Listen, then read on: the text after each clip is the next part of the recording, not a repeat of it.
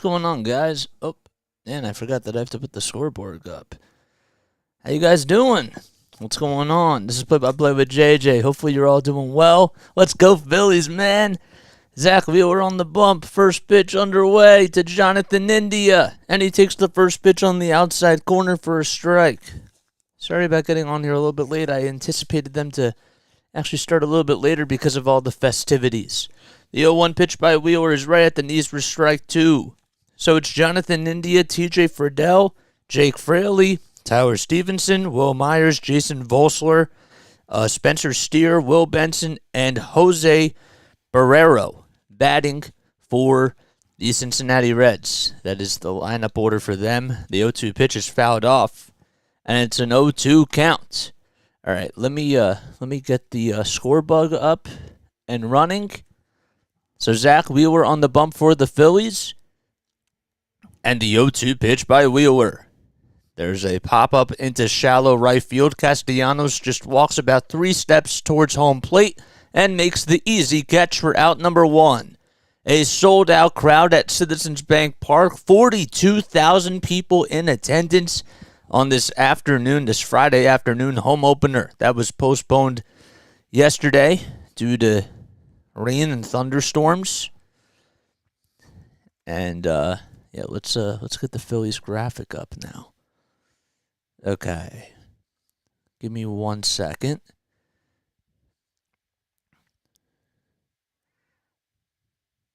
Where is it? There it is. Okay. Then we play around with that. So now here is Tyler Friedel, or TJ Friedel, that is, and he fouls the second pitch off towards home plate. JT takes the mask off, has room, and makes the catch for out number 2. So 2 up, 2 down. The Phillies taking on the Cincinnati Reds in a 3-game series. There we go. Nice. And now let's refresh this page. Nice. We're all locked in, and now we're all good to go. So that will bring up Jake Fraley. And Fraley takes the first pitch on the inside corner for a strike. Wheeler with 7 pitches so far. He's been looking pretty good in the first inning. The 0-1 pitch, swing and a miss on a 97-mile-per-hour fastball. He only touched 97 once in his first outing, and he was throwing about 94, 95 on average.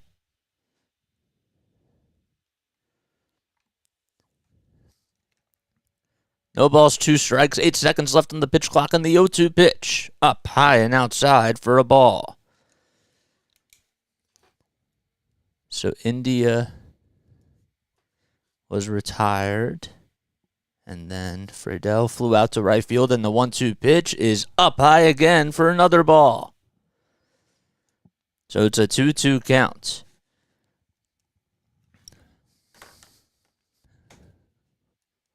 Wheeler with the 11th pitch on the day, the 2-2 pitch. Outside, it was a curveball that did not tail back in towards the strike zone. So what was an 0-2 count is now a 3-2 count. Tyler Stevenson, the catcher, who's been hitting pretty well this season so far, is in the on-deck circle. And the payoff pitch, swing and a miss, a 97-mile-per-hour fastball down the heart of the plate. And there's Zack Wheeler's first strikeout on the 2023 season. And the Phillies will be back in just a few moments. 3 up, 3 down to start off the game, and we go to the bottom of the first inning. Phillies coming up. Wow, I did not expect that.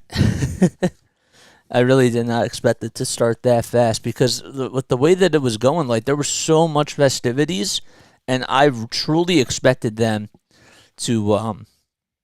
I truly expected the festivities to just continue to go on. My name is Jason Joseph. This is Play by Play with JJ. Hopefully, you're all having yourselves a great day. If you're new to my channel, don't forget, as always, to like and subscribe. For all my Phillies casts, we come on here for almost every single Phillies game. It's been a little bit wonky to start off the season because we still got Sixers going on. So hopefully by June, we'll be able to be more consistent with doing as many Phillies games as possible. I mean, we're still going to be doing Phillies games like no matter what, but we don't know what the playoff schedule is going to be, all that sort of stuff for the Sixers and all of that jazz. So just a few things to note. So David Bell, the manager for the Cincinnati Reds, he's out today due to a minor medical procedure, but he's expected to come back tomorrow. And so in his spot will be the bench coach of Freddie Benavides. So he is the manager for today's game, the bench coach for the Cincinnati Reds. And there was another thing I had to know. Oh, yeah, so Derek Hall, as the other thing is that for Derek Hall, he is going to have his thumb repaired and is going to be out for at least 2 months. So he injured his thumb as he tried to extend a single to a double in the last game against the New York Yankees. And so they just called up Cody Clemens. So he will be playing over at first base today. So now Trey Turner comes up, and the first pitch he sees from Hunter Greene is right down Broadway for a strike. So Trey Turner leading things off. Get to the lineup some more in just a few moments. Turner is 4 for 6 a lifetime against Hunter Greene, and he pops that one up right behind home plate, and it goes into the stands. So Hunter Greene this season, in one start, in his first game that he pitched, he went 3 1/3 of an inning, and he allowed 4 earned runs. So he was not his sharpest, and the 0-2 pitch is down low and outside for another ball.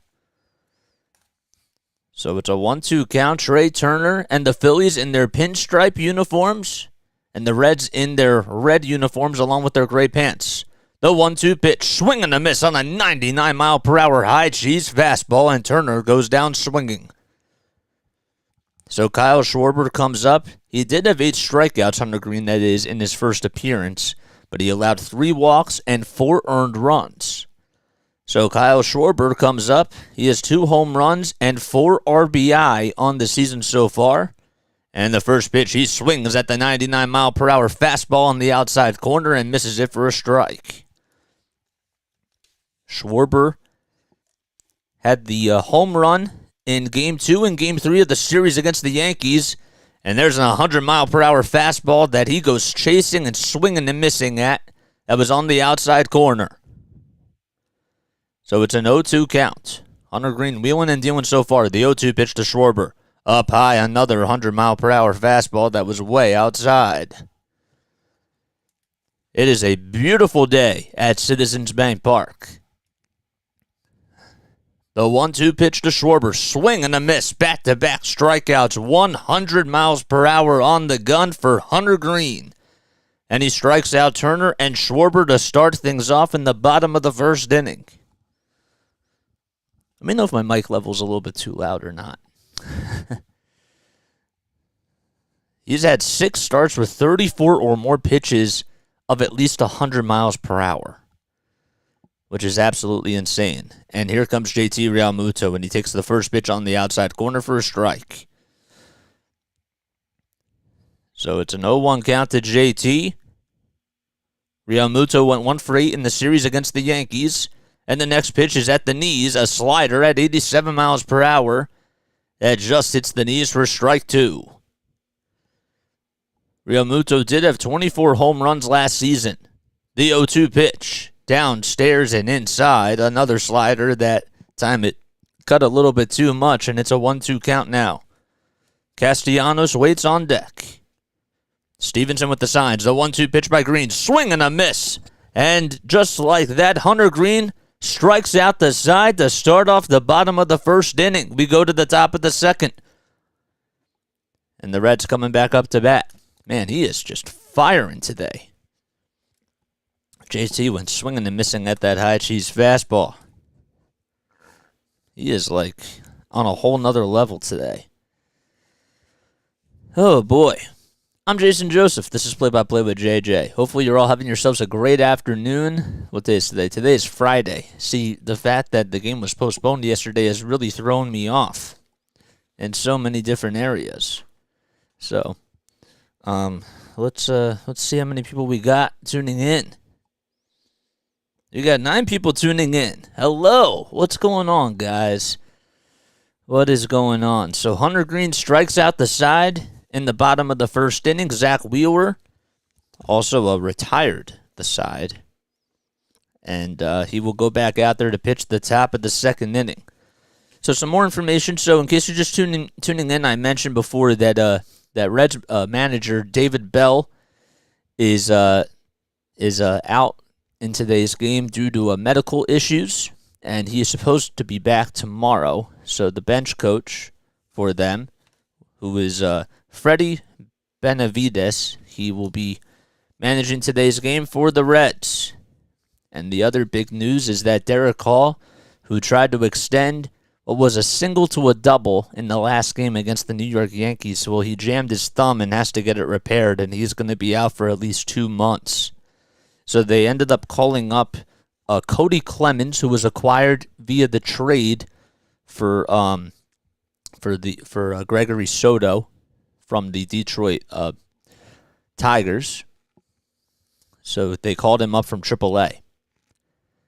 And he gets the nod over at first. He's batting 8th in the lineup. Look at them. They're chugging beer from the bat. The fans. That's funny. No hits on the day so far for either team. 4, 5, and 6 coming up for the Reds. Tower Stevenson to lead things off in the top of the second. And the first pitch by Wheeler just misses. It was on the inside part of the batter's box. On the right side, that is. And it just missed the strike zone. The 1-0 pitch. That time it was down low and away. Another sinker. And it's a 2-0 count. Stevenson went 2 for 4 in the last game against the Chicago Cubs. The 2-0 pitch is way outside for ball 3. And on Wednesday, that game ended up getting rained out, and they're making up that game, the Cubs and the Reds, later on in September. The 3-0 pitch on the inside corner for a strike. 97 on the gun for Zack Wheeler. Stevenson batting .368 this season and has done a good job against righties. The 3-1 pitch by Wheeler It's a swing and a foul ball towards the first base side. It goes out of play. So Wheeler only touched 97 miles per hour twice in his last outing against the Texas Rangers, and so far he's hit it 3 times. That's a very good sign. The payoff pitch by Wheeler. Swing and a line drive out to right field, and it's hooking foul, and it just hits the wall. Just hit the wall right past the first base side. That was a hanging breaking ball, and Stevenson just missed it. There's Rob Thompson on the bench for the Phillies, manager who helped the team win their National League pennant last year. The 3-2 pitch. It's popped up into right field in foul territory. Castellanos, does he have room? No. He runs out of room, and that ball took a very wild bounce. Went from like the 15th row all the way to like the 32nd row on the first level. 3 foul balls in this at-bat by Tyler Stevenson. And the 3-2 pitch by Wheeler. He checked his swing, and he did not go. It was outside, and Stevenson gets on with a leadoff walk to start off the top of the second inning.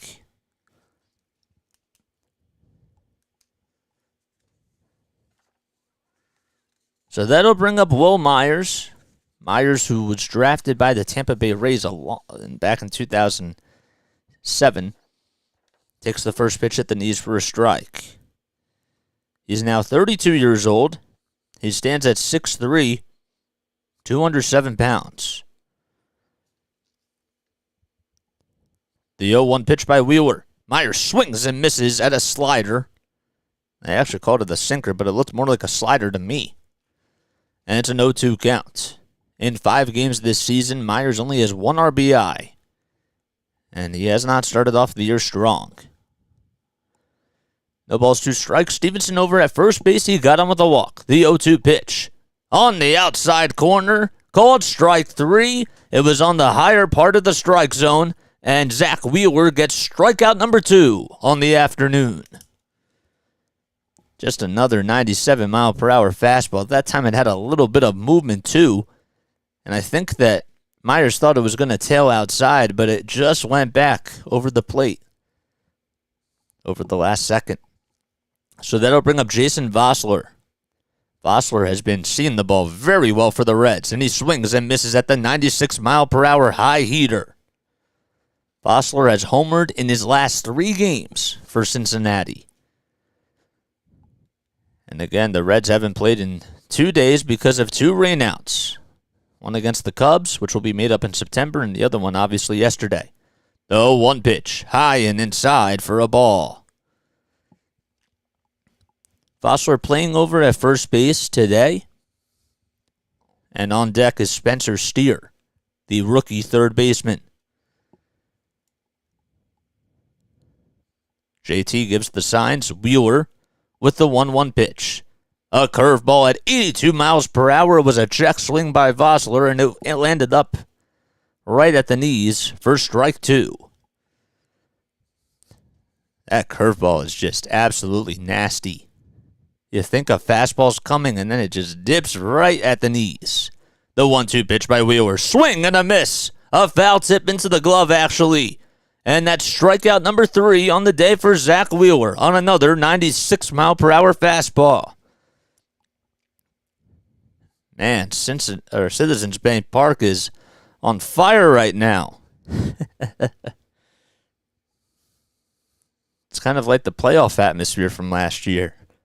With all the festivities that were going on today, listening to Dan Baker's voice, the PA announcer for the Phillies. And there's 2 outs in the top of the second. Steer steps into the batter's box, and the first pitch he sees is a high fastball on the upper part of the strike zone for a strike.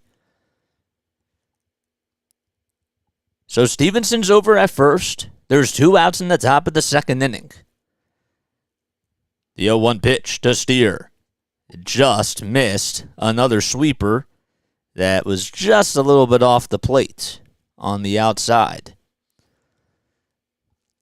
Steer batting on the right side of the plate, wearing his dark black Batting gloves. The 1-1 pitch. Swing and a pop-up towards shallow first base. It's in foul territory, and making the catch is Clemens for out number 3. So 2 strikeouts on the inning for Zack Wheeler. He leaves only Tyler Stevenson over at first base, and we go to the bottom of the second inning. The Phillies coming back up to bat. So he fouled out to first.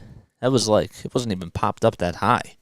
Thank you for the subscription, and if you do enjoy my play-by-play commentary, don't forget to like, don't forget to subscribe, don't forget to hit the notification bell so that you know when I go live for a Phillies game or if I give a Phillies podcast or whatever it is.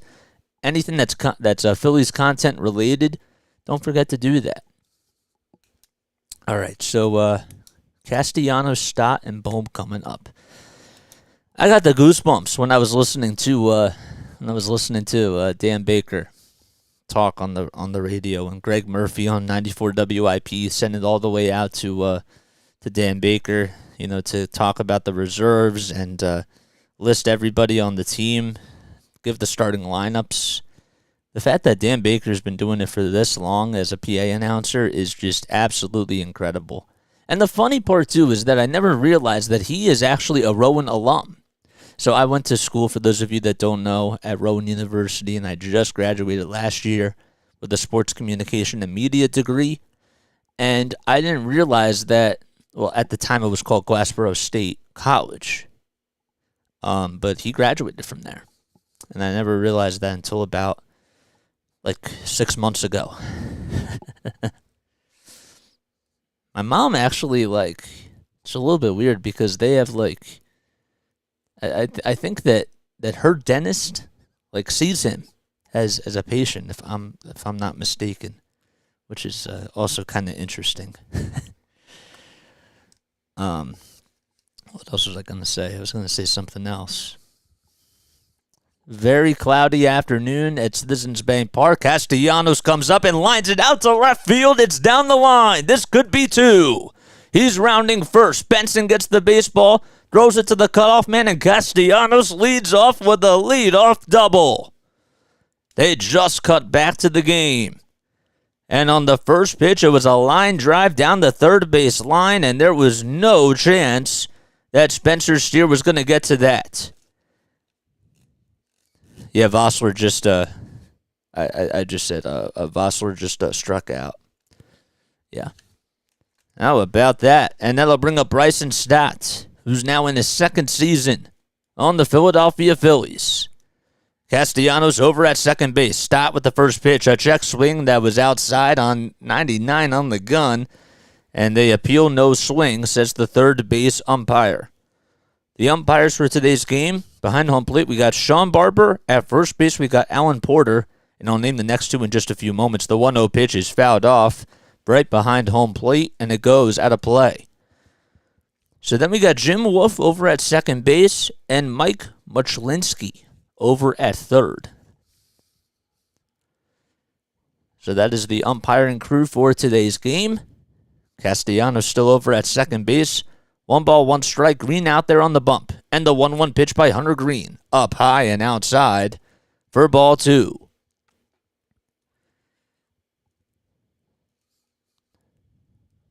Bryson Stott has been seeing the ball very well. He's 5 for 12, or was 5 for 12 in the series against the Yankees. The 2-1 pitch is way outside for another ball. 99 on the gun for Hunter Greene. He has been firing to start off the afternoon as he struck out the side in the bottom of the first.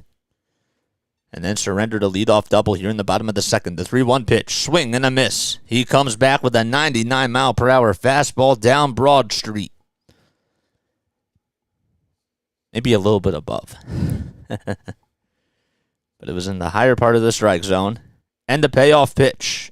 Swinging a foul ball towards the third base side, and it goes out of play.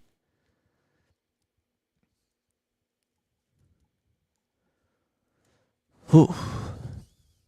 It's 58 degrees in Philadelphia, according to the weather. And the 3-2 pitch by Greene. Swing and a miss. 100 on the gun on the outside corner, and Bryson Stott strikes out, swinging to get the first out in the bottom of the second inning. Excuse me.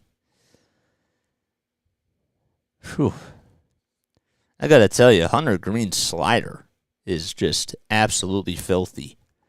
And he hasn't really thrown the changeup today so far. But he has that in his bag. Alec Bohm steps up for the Phillies, and he swings and misses at the 100-mile-per-hour fastball that was up high and way out of the strike zone. Bohm this season batting .350. He was 3 for 9 in the series against the Yankees. In the first game, he went 3 for 4 with a double and a run scored. Greene looks back at second and fires the next pitch. That was right down the middle, and Bohm looks at another 100-mile-per-hour fastball right over the center of the plate. So it's no balls, 2 strikes. Castellanos at second. Here in the bottom of the second, still scoreless. The 0-2 pitch. Swing and a line drive out to center field, and making the catch as he was going back a couple of steps over there was Will Benson. So there is out number 2. Castellanos, forgot to mention, does tag up and go to third base. Boom, hit that one right off of the barrel of the bat. And that was actually T.J. Friedel who made the catch out in center field. Benson's out and left. So an L8, and now that'll bring up Jay Cave batting on the left side.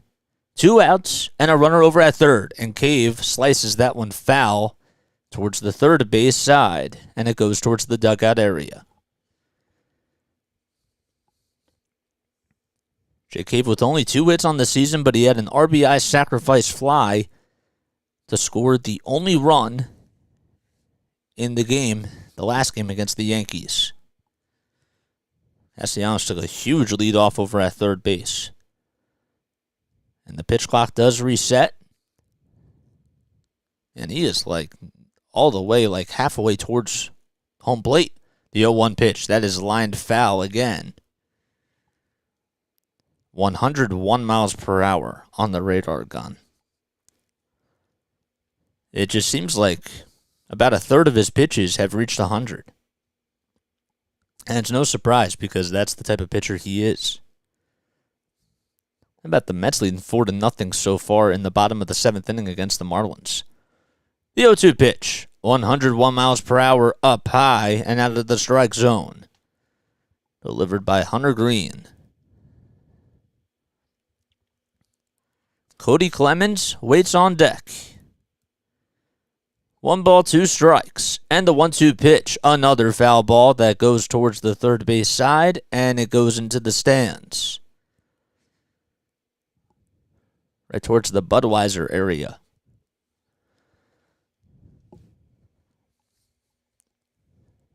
Cave played for the Minnesota Twins for a little bit. The 1-2 pitch, way outside. I mean, you don't have to keep saying it, but it was another 100-mile-per-hour fastball.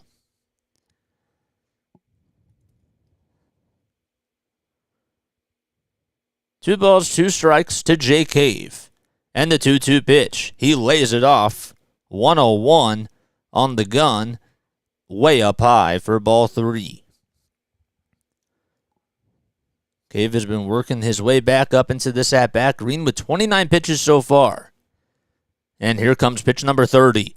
Outside for ball 4. So he misses the strike zone after he was ahead in the count 0-2. And Cave gets aboard with a walk, and that'll put runners at the corners. So here comes Cody Clemens making his major league debut for the Philadelphia Phillies, as the roster change was made yesterday as he took place for Derek Hall. Hall is out for 2 months, and the first pitch that he sees is up high above the strike zone for a ball. Clemens played for the Lehigh Valley Iron Pigs. Did not make the opening day roster. The 1-0 pitch to Clemens, way inside for ball 2, and Stevenson wants to call time here to go talk to his pitcher. That's exactly what he's going to do. Just try to calm him down a little bit. He was so dominant in the first inning, and you can see that the speed is absolutely there. The location has just been a little bit off, though. There's Roger Clemens. Cody Clemens' father, 7-time Cy Young Award winner. He's third all-time in Major League strikeouts with over 4,700 on the all-time list. And he gets to see his son bat against Hunter Greene in his Major League debut. The 2-0 pitch, swing and a miss. It was outside, and if he would have laid it off, it probably would have been called a ball. But regardless, he swings and misses at the pitch. And it's a 2-1 count. Cave over at first, Castellanos over at third. It's a scoreless game so far here in the bottom of the second. The throw back over to first base is not in time. They thought that Cave was asleep at the wheel, and Cave just got back to first base. Not by much, though. The reaction time, though, was incredible. The 2-1 pitch, swing and a miss. 101 on the gun again, on the upper half of the outside part of the strike zone. And Greene ties his way back into the count at 2-2. 10 seconds left on the pitch clock. Greene gets set, winds up and delivers. And Clemens takes it up high and outside for ball 3. He's just been throwing all fastballs. You kind of wonder when he's going to go to the slider or even the changeup. And Cave does steal second base. They didn't even show that he went. So there's runners at second and third. The payoff pitch. Swinging a foul ball that just goes behind home plate. Clemens staying alive. It's been all fastballs in this at-bat to Cody Clemens. So you got runners over at second and third here in the bottom of the second.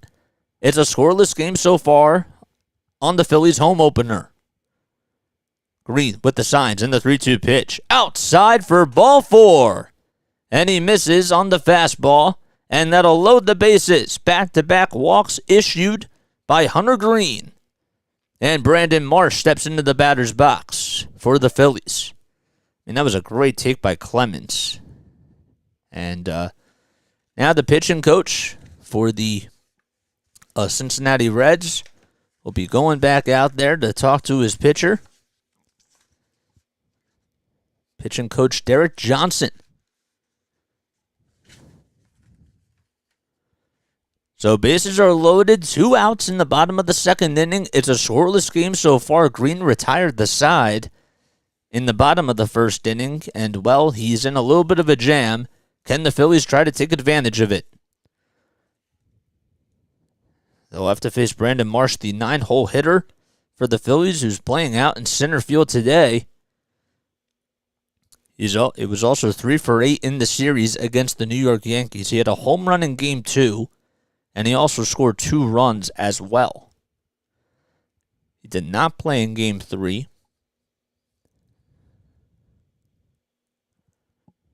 And bases are loaded, so everybody goes back to their spots. And Greene winds up and delivers the first pitch. Check swing. It was in the dirt. He went with a slider, and they appeal no swing over at third base. Wow. I thought maybe he went around. Third base umpire Mike Muchlinski says no. The 1-0 pitch to Marsh. He fouls it off, and it goes out of play. Phillies play tomorrow afternoon at 4:05 p.m. Eastern Time. It's a home series of all-afternoon games. Then they play at 1:05 on Sunday afternoon. 1 ball, 1 strike to Marsh. And the 1-1 pitch up high for ball 2.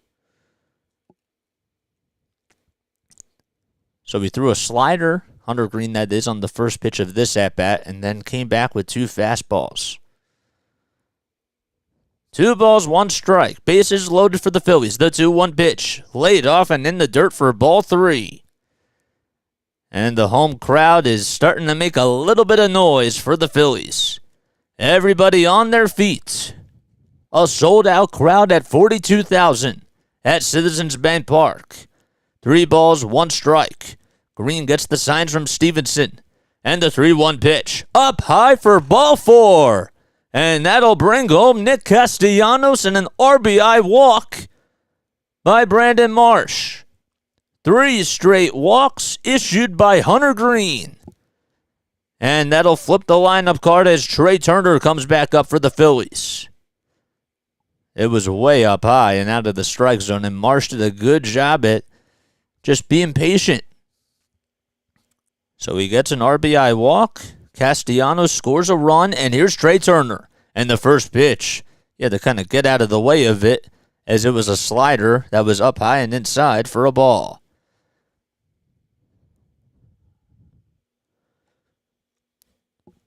Turner has got himself a hit in his last 3 games. The 1-0 pitch. He lays it off. It's in the dirt. Another slider at 89. And it's a 2-0 count now. So Hunter Greene was cruising along in the first inning as he struck out the side.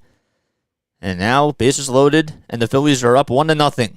Turner with the next pitch. He lifts that one high to center field, getting underneath it and going over towards his right side, taking about 3 steps or so to make the catch for out number 3 is TJ Friedel.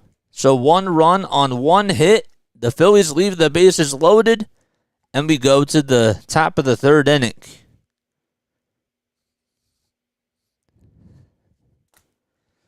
Turner got underneath that fastball.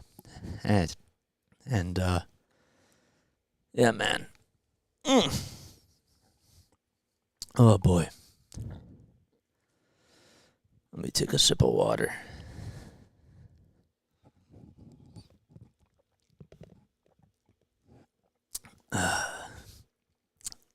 Again, in case you're just tuning in to Play-by-Play with JJ for the very first time, my name is Jason Joseph. Don't forget to like, don't forget to subscribe to the channel. If you do enjoy my Philadelphia Phillies play-by-play commentary, we call Phillies games, we call Sixers games.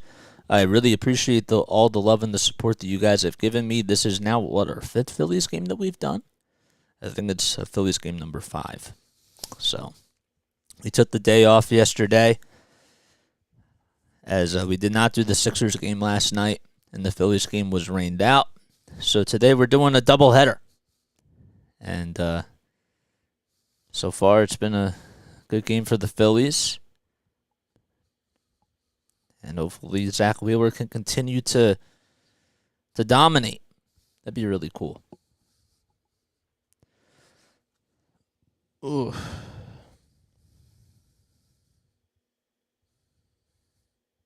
Got 17 people on here.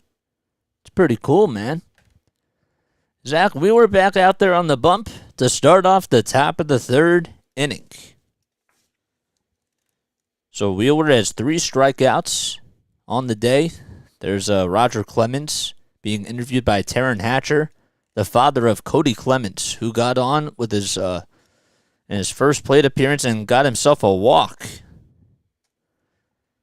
The first pitch to Will Benson is a strike, and the second pitch is way inside for a ball. 8, 9, and 1 coming up for the Cincinnati Reds as we start off the top of the 3rd inning. Zack Wheeler, well, he's wheeling and dealing so far. The 1-1 pitch, just a little bit inside, another fastball. Benson, the left-handed hitter for the Cincinnati Reds, playing in his first season as a Red. The 2-1 pitch by Wheeler. Swing and a line drive out to center field. Marsh on the run, and he's just going to let it drop in front of him for a base hit. And a leadoff single by Will Benson to start things off in the top of the 3rd inning. So back-to-back innings where Zack Wheeler allowed somebody to get on base. Jose Barrero steps into the batter's box, and he will be coming up to the plate, batting on the right side for the Cincinnati Reds, playing over at shortstop this afternoon. And then we will flip the lineup card. Nobody out, 1 runner on over at first base to start off the top of the 3rd, and Barrero takes the first pitch outside and low for a ball. See, everybody behind the home plate is actually wearing some hoodies and some jackets. Not the case yesterday, if they would have played, because it was like 88 degrees in the afternoon. The 1-0 pitch, a sweeper that was downstairs and in the dirt for ball 2.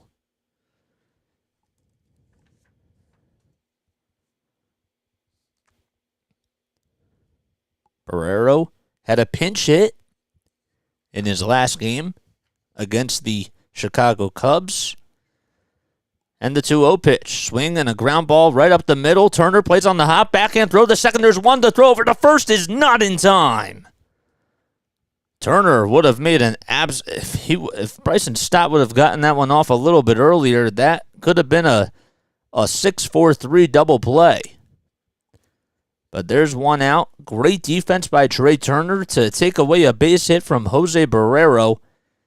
Just a backhanded throw that was underhanded over to Bryson Stott.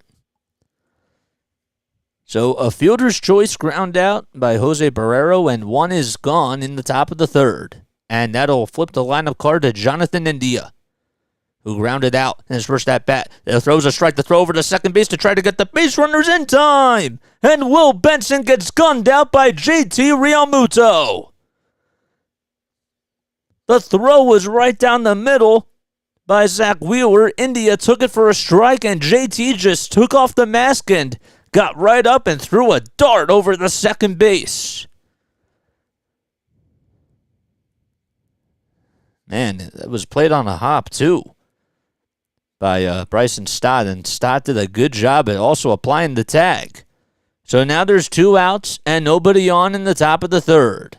An 0-1 pitch is going to be popped up towards the first base side, and Clemens makes the catch in fair territory for out number 3.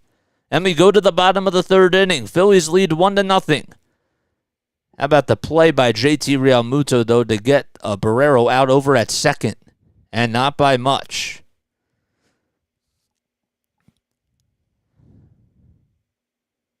Foul 3. Cool, man. Oh, my gosh. Lots of action so far. JT has been he's been playing really great defense behind the plate. I mean, he's always been like one of the best defensive catchers, but that accuracy that he has, I didn't even anticipate that Benson was going to run on that first pitch, but he did. And JT gunned him out.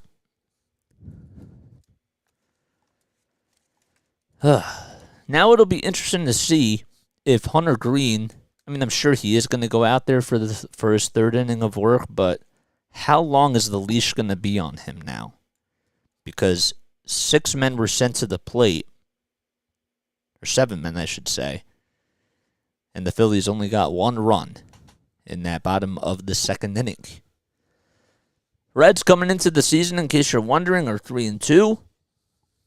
They did split the series against the Chicago Cubs 1-1, as they won the first game 7-6, and they lost in the last game 12-5 against the Cubs. It's funny because, like, when you look at the Reds roster from last year compared to this year, it just looks totally different. Like, there's no Luis Castillo, there's no Mike Moustakas, there's no, well, Jesse Winker wasn't playing last year, but there's no Suarez over at third. It just, like, looks completely different. But Joey Votto's still there, and Jonathan India as well. Here's Kyle Schwarber as he steps into the batter's box, and the first pitch he sees is a slider at the knees for a strike. Greene, 46 pitches on the afternoon so far. The 0-1 pitch.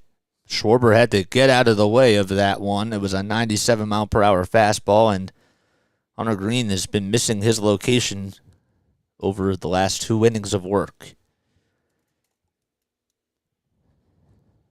The 1-1 pitch to Schwarber. Swing and a miss. Another slider on the inside corner. Good movement on that pitch.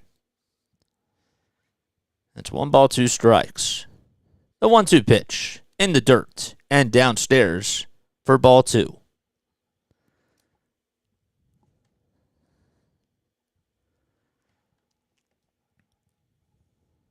Hunter Greene with pitch number 50 coming on the afternoon.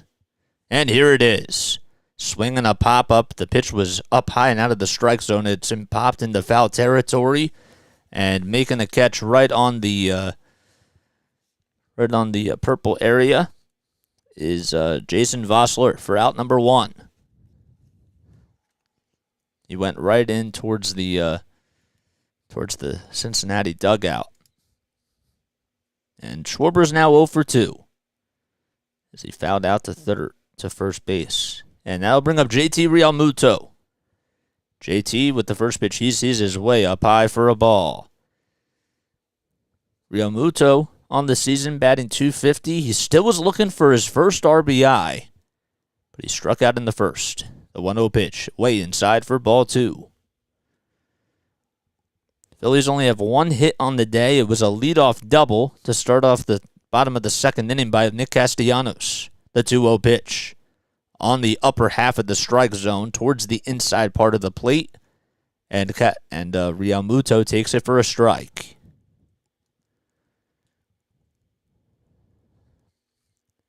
The payoff, or the 2-1 pitch. It's lined foul towards the right field side, and it goes out of play. Realmuto hit that one pretty far.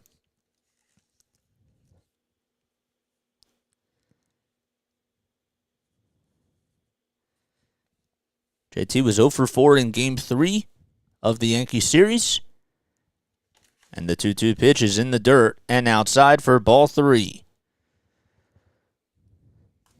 Again, as I mentioned before, Hunter Greene had a lot of strikeouts in his first game, but he gave up 4 earned runs.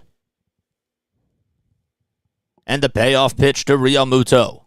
He lines that one towards the right field side, and it goes foul. And to be honest with you, if you would have just taken that outside, it probably would have been called ball 4. But it was a defensive swing by JT as he chokes up a little bit on the bat. The 3-2 pitch. That's grounded foul towards the third base side. It's going to go all the way towards the ball girl as she plays it on a hop, and it hits the tarp. And the count still remains at 3-2. On deck is Nick Castellanos. Nobody on. 1 out here in the bottom of the third. The Phillies lead 1-0 thanks to an RBI bases loaded walk by Brandon Marsh. The 3-2 pitch. He swings and lines that one over to second base, and it gets past the diving stop of Jonathan India. And JT Realmuto gets himself a base hit up the middle.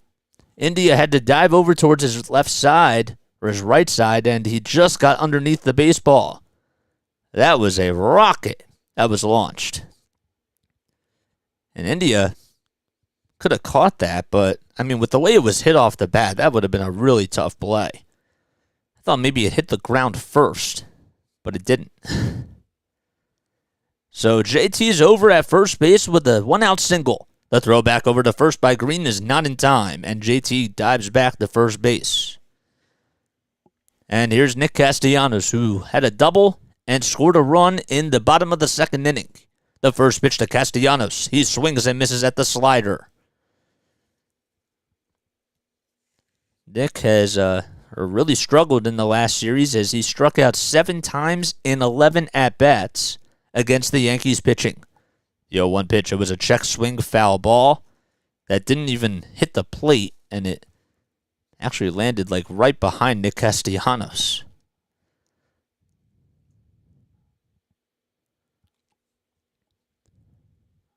They say it's a 1-1 count, though. Thought maybe he made a little contact with it. But regardless, the 1-1 pitch. Swinging a line drive out to left field, and it's going to go all the way towards the wall. Realmuto rounding second. He's going to third. Castellanos with the diving play into second base and gets himself on with another double. Nick Castellanos back-to-back doubles, and JT's over at third base with 1 out here in the bottom of the third inning. The throw over to second base to Jonathan India was way off the line by Will Benson. And Castellanos with the hustle. 1 out here in the bottom of the third. Stott comes up to the plate, and he lines that one towards the left field side, and then just hooks foul. And the ball girl, I think, made the catch. She did. How about that? Just looking at a nice catch made by the ball girl a couple of days ago. It was in another game. The 0-1 pitch is fouled off to Bryson Stott. And he's behind in the count 0-2. Castellanos over at second, and over at third is JT Realmuto. The Phillies lead 1-0. Hunter Greene, he's been causing a lot of traffic on the base pass for the Phillies. The 0-2 pitch to Stott. That one's lined out in the shallow right center field. India calls everyone off, and he makes the catch as he takes a couple of back pedal steps towards the outfield grass and makes the catch for out number 2. So Stott pops out after he struck out in his previous at-bat, and that'll bring up Alec Bohm. Bohm lined out to center field in that bottom of the second inning, and he certainly wants some redemption here. They are playing him the pull towards the infield and even towards the outfield area. The first pitch, Bohm will pop that one up. He's saying, get out. And it does get out of play. He was shoving his right hand over saying, get out. That's funny. 65 pitches on the afternoon for Hunter Greene. He has surrendered 3 walks, 2 doubles, and a single. And his 4 strikeouts. The 0-1 pitch to Bohm. And he fouls that one off right behind home plate once again, and it just goes into the stands. The Phillies 1-5 to start the season off. They got swept by the Texas Rangers. And then they won Game 2 of the series in the Bronx by a score of 4-2, or 4-1, I should say. And they're up 1-0 here. The 0-2 pitch to Bohm. He lays it off, and it's in the dirt, a slider. And he does not chase after it.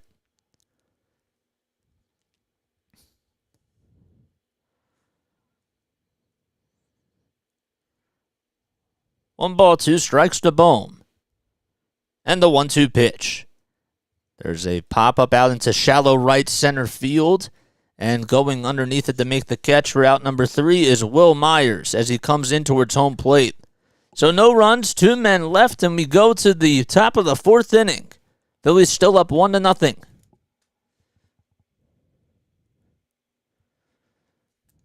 Wow. Ooh, let me take a sip of water.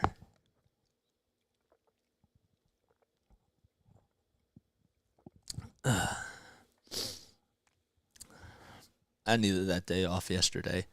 You know, I've been calling games now for I called them for 10 straight days. And, you know, Scott Fransky, the great baseball play-by-play announcer for the Phillies for the radio cast on WIP, I got a chance to talk to him about, I want to say, back in November.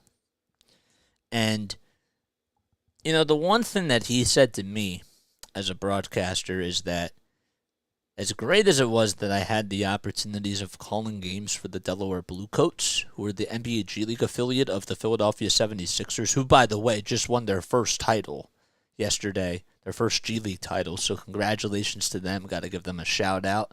Worked for them for 2 seasons. They lost in the G League Finals both times I was there, and, of course, the year after I graduate, they win the whole thing. What's with that? But anyhow, he said that as great as it is to get reps, as great as it is to call games for the Bluecoats and be able to have the ability to call minor league baseball games too for the Wilmington Blue Rocks, when you're in a rotation filled with 7 people, you're not getting as many reps because sometimes I'm not doing play-by-play, sometimes I'm doing color, sometimes I'm in the studio and I'm doing stuff for the radio station. So if I'm only doing 5 games of play-by-play, you got to get more reps. And so that was what really stood out to me, and I said to myself, well, if I'm not going to get any reps anywhere, if I have to try to find freelancing stuff, which I still am, obviously, and I've been doing some freelance for baseball and for volleyball, and that's been really cool, but in order for me to just do more and more games, I just got to keep calling them, and that's why I started my own YouTube channel, and I was really lucky that I was able to do that while working at Films. But what he said to me really stood out. So that's why we've been doing this. So the more games we do, the better. Here comes TJ Friedel to start off the top of the 4th. And the first pitch was outside, and the second pitch was on the outside corner for a strike. Friedel flew out to right field in his first at-bat in the top of the first inning, and that time he lines that one out to right center field. Marsh comes in, takes a couple of steps towards his left, and makes the catch for out number 1. Friedel hit that one on a slope and just lined it out to center field.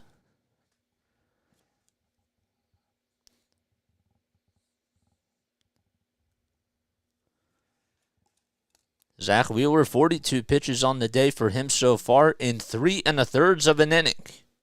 And Jake Fraley, the hitting machine's coming up to the batter's box. And he takes a curveball inside for a ball. Fraley batting .357 on the season so far.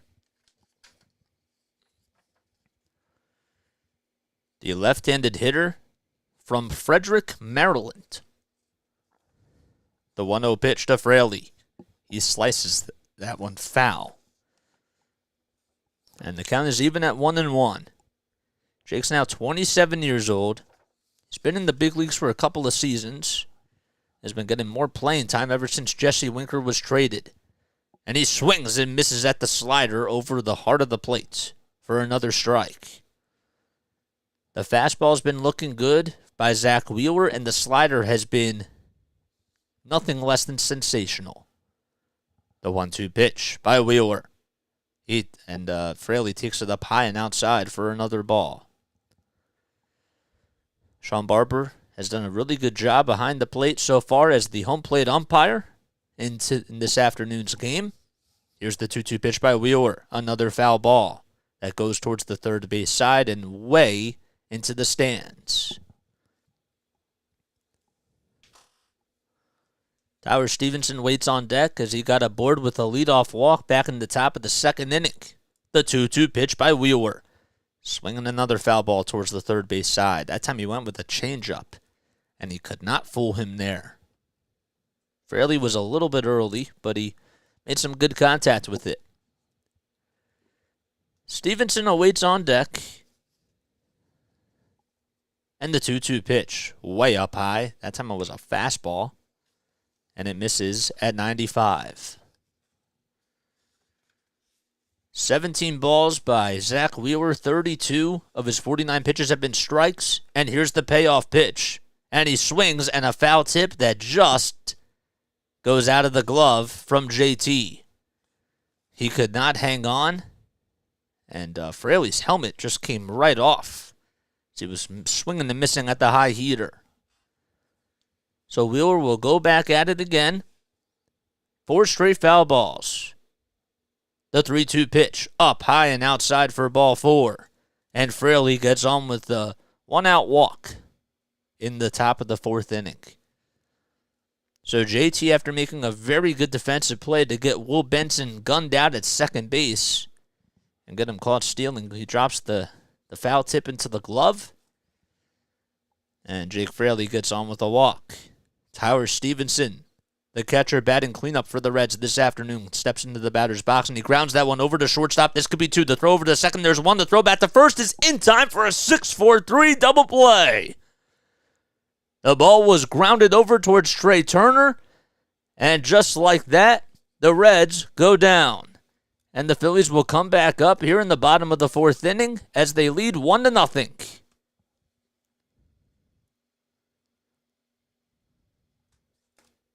Need Vossler and Schwarber to get a base each. Think it can happen? With the way that Zack Wheeler's pitching, you're gonna have to hope that once the bullpen comes in, if there happens to be, a game where they go to the bullpen, then I would say probably not. And Schwarber, I don't know. Schwarber, it's either going to be a home run to me or it's going to be a strikeout or a pop-up. That's how he's been hitting lately, So, but it'd be cool to have Vossler come on. Vossler's been tearing the baseball lately, but I don't know if the thing is that because the Reds have had 2 days off, I think that's going to affect Vossler's timing, as well as the fact that he's facing Zack Wheeler in Citizens Bank Ballpark. Almost said in Cincinnati. The Cincinnati Reds at Citizens Bank Ballpark. That's a tongue twister. That's certainly a tongue twister.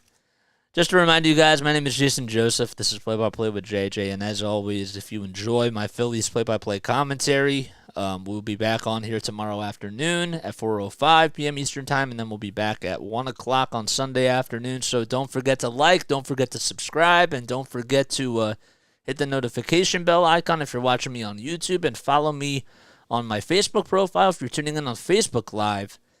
And just keep up to date with all of the Phillies, the Sixers, the Flyers, and the Patriots action here on Play-by-Play with JJ. All right, here we go.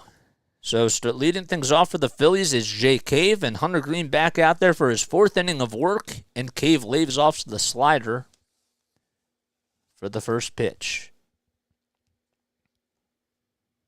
The 1-0 pitch, a swing and a miss at the slider. That was well below the strike zone. Cave walked back in the second inning and ended up stealing a base. They didn't even show that he was going to go. The 1-1 pitch, way inside for ball 2. There's Caleb Coughlin, the pitching coach for the Phillies. They're showing him out in the dugout. He looks like he's hobbling, but seems to be okay. The 2-1 pitch to Cave as he slices that one out towards left field, and coming in to make about 4 feet or so, or steps about 4 feet or so towards home plate to make the catch, is Will Benson for out number 1. So Cave flies out to left field. Start off the bottom of the 4th inning.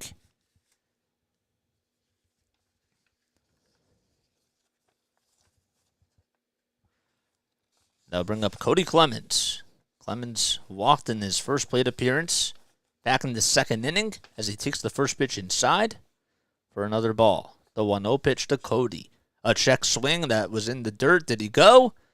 And the third base umpire says no. That was pretty close. Nonetheless, the Phillies lead 1-0 in Game 1 of this 3-game home opener. The 2-0 pitch. It's lined foul. 98 miles per hour by Hunter Greene. He hasn't reached 100 in a couple of innings. The velocity has went down. It's 2-1. Here's the next pitch. That ball is lifted out to center field. Taking a couple of steps over towards his left side to make the catch for the second out. Over in center field is Fraley. Bryce Harper was seen taking some batting practice today for the Phillies, and that's been a really good sign, and he is expected to come back way earlier than expected. First, at the end of the season, they said that he was going to be out until at least July, but now they're saying that he might even come back towards like the middle of May. So nobody on, 2 outs in the bottom of the 4th, and Brandon Marsh comes up, and the first pitch was inside. The second pitch was outside and high for ball 2.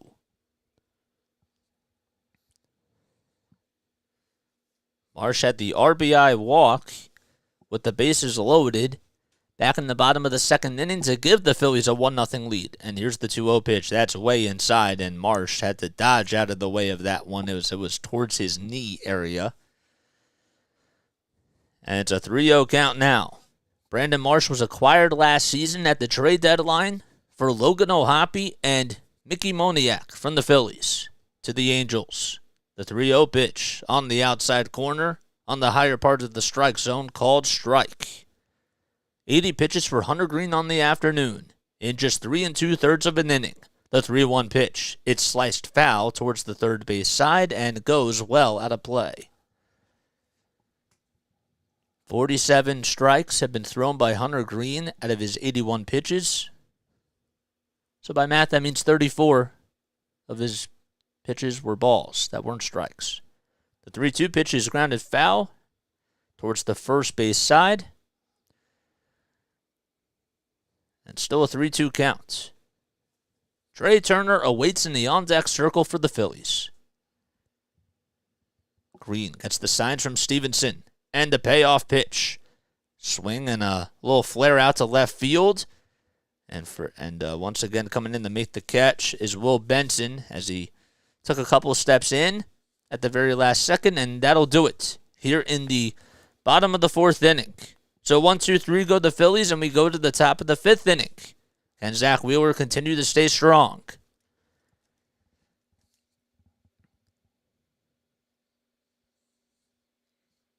Okay, F7. What did Clemens do? Why am I already forgetting what Clemens just did? Did Clemens strike out? No, he didn't strike out. What did Clemens just do? Now I really have to go to this. Clemens, what did you do, my guy?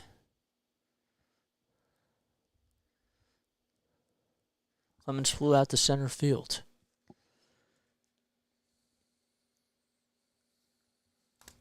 Okay. Thank you for the subscriptions, man. I really appreciate it. I call everybody man. I do.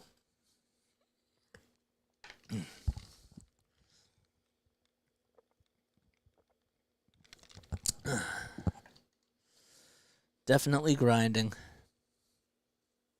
You know, it's been like really cloudy over here in South Jersey, and it looks like it's going to rain, but I don't really think it is. But at the same time, it kind of looks a little bit more like dark clouds. You know what I mean?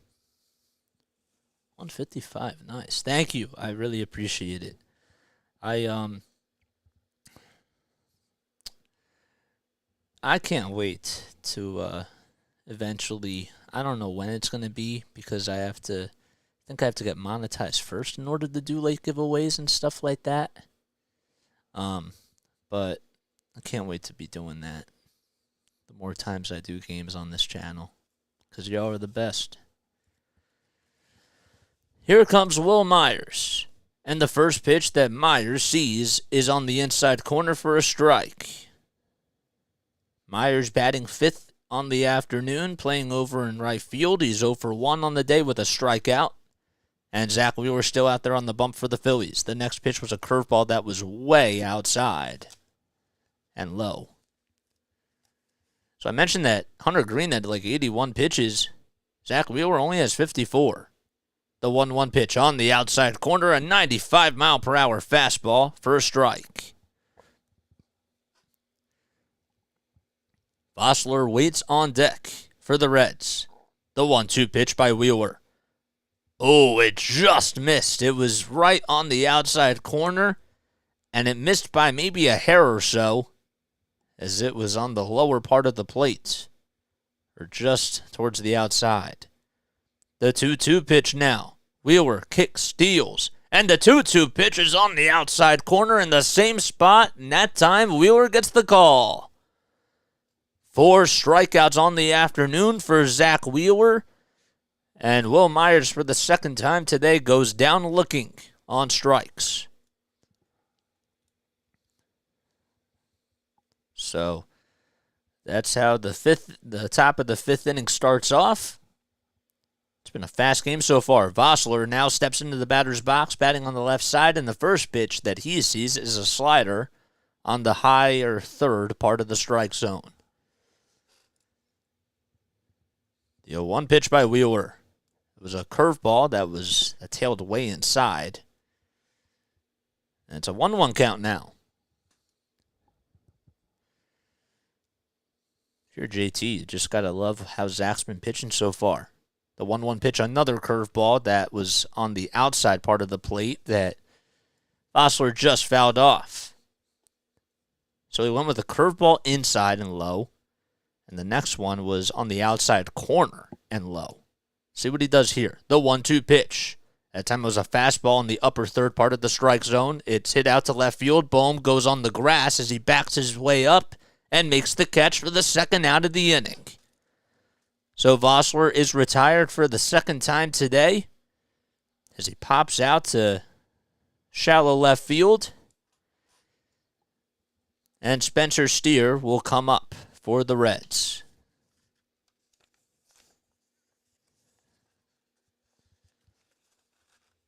Steer Steer takes the first pitch. It was just barely inside for ball 1. Steer was 0 for 4 in his last game as he struck out twice against the Cubs pitching staff. The 1-0 pitch is right at the knees for another strike.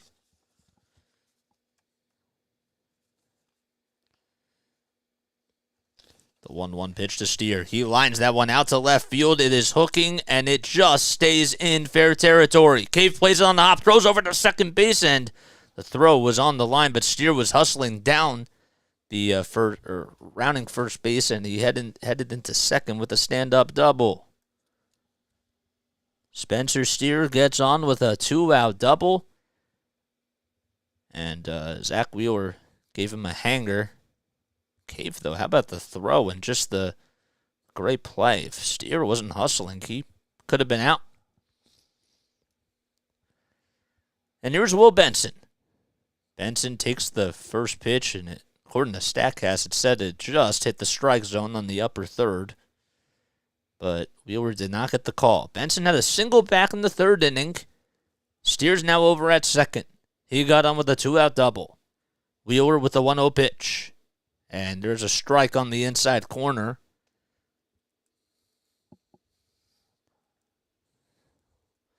Wheeler has been doing a great job so far. A bounce-back performance by him.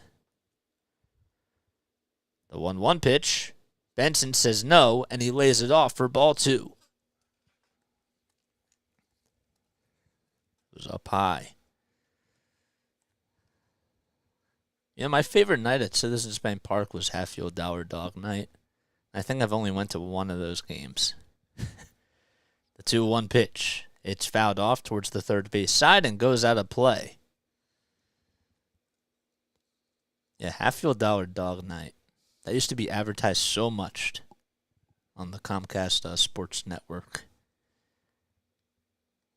That's a classic day, though. I think that we did catch a hot dog, my dad did. Or somebody did.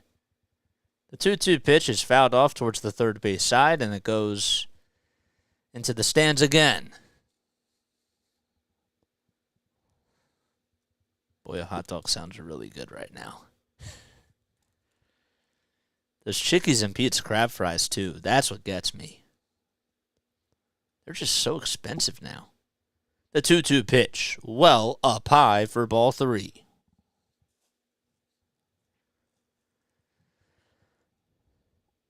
Barrero waits on deck. 3 balls, 2 strikes to Benson. Wheeler coming up with the payoff pitch in just a couple of seconds. He looks back at second and throws the payoff pitch. It's up high and outside for ball 4. And back-to-back base runners get aboard for the Cincinnati Reds.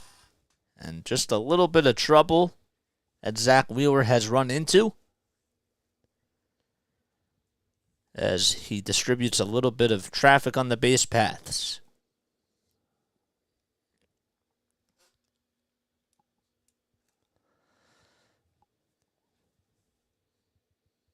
Barrero wearing his necklace, steps into the batter's box on the right side, and the first pitch he takes downstairs for a ball. And JT calls time and wants to talk things over with Wheeler just to get him a little bit more comfortable and to try to de-stress the situation. So the Phillies, they started off 1-5 on the season coming into today. So far, Wheeler's been pitching really well, but we've had a very big crowd on a team that made an incredible run last season in the postseason. They got their way in to the 7th seed, and they went all the way to the World Series. The 1-0 pitch, lined back up the middle for a base hit. This could score 2. Steer rounding third, he comes in, and going over to third base will be Will Benson.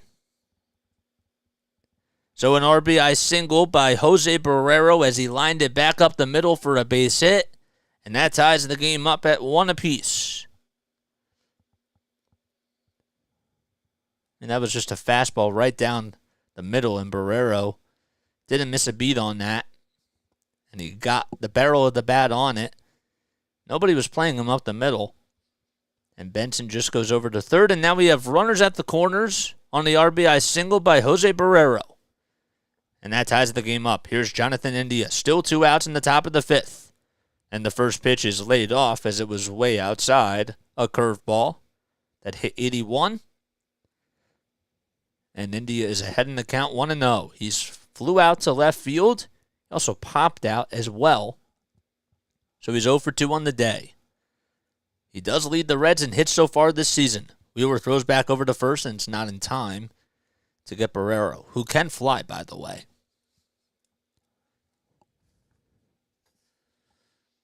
Jonathan India, now 26 years old,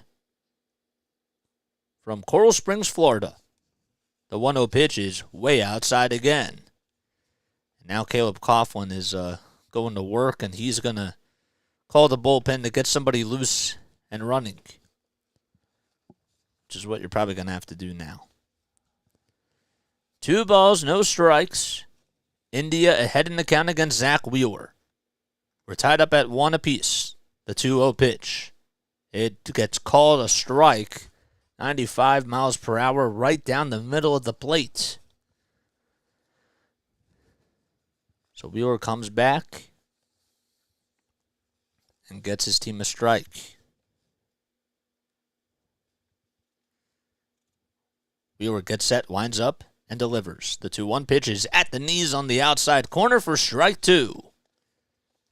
And it's getting a little bit louder now. 14 seconds left on the pitch clock. It's a 1-1 ball game here in the top of the 5th inning. Runners at the corners for the Reds. The 2-2 count. Pitch by Wheeler. Outside and low for ball 3. A slider that tailed way out of the strike zone. And India held his horses. Big pitch coming up for Wheeler right now. Wheeler throws back over to first base, and Barrero is safe as he dives back in as the second appeal on the day. And he'll go back at it again. Wheeler gets the signs from JT, winds up and delivers the 3-2 pitch. It's fouled off towards the right field side and hooks foul.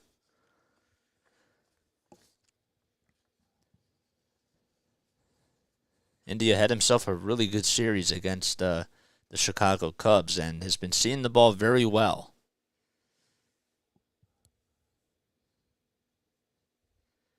Three balls, 2 strikes. And Wheeler winds up and delivers the payoff pitch. Swinging a foul tip into the glove. A slider at 94 miles per hour, and that time JT hung on. But the damage is done, and the Reds have tied the game up 1-1 thanks to an RBI single by Jose Barrero. But good job by Zack Wheeler to get out of that jam. Nice. Okay.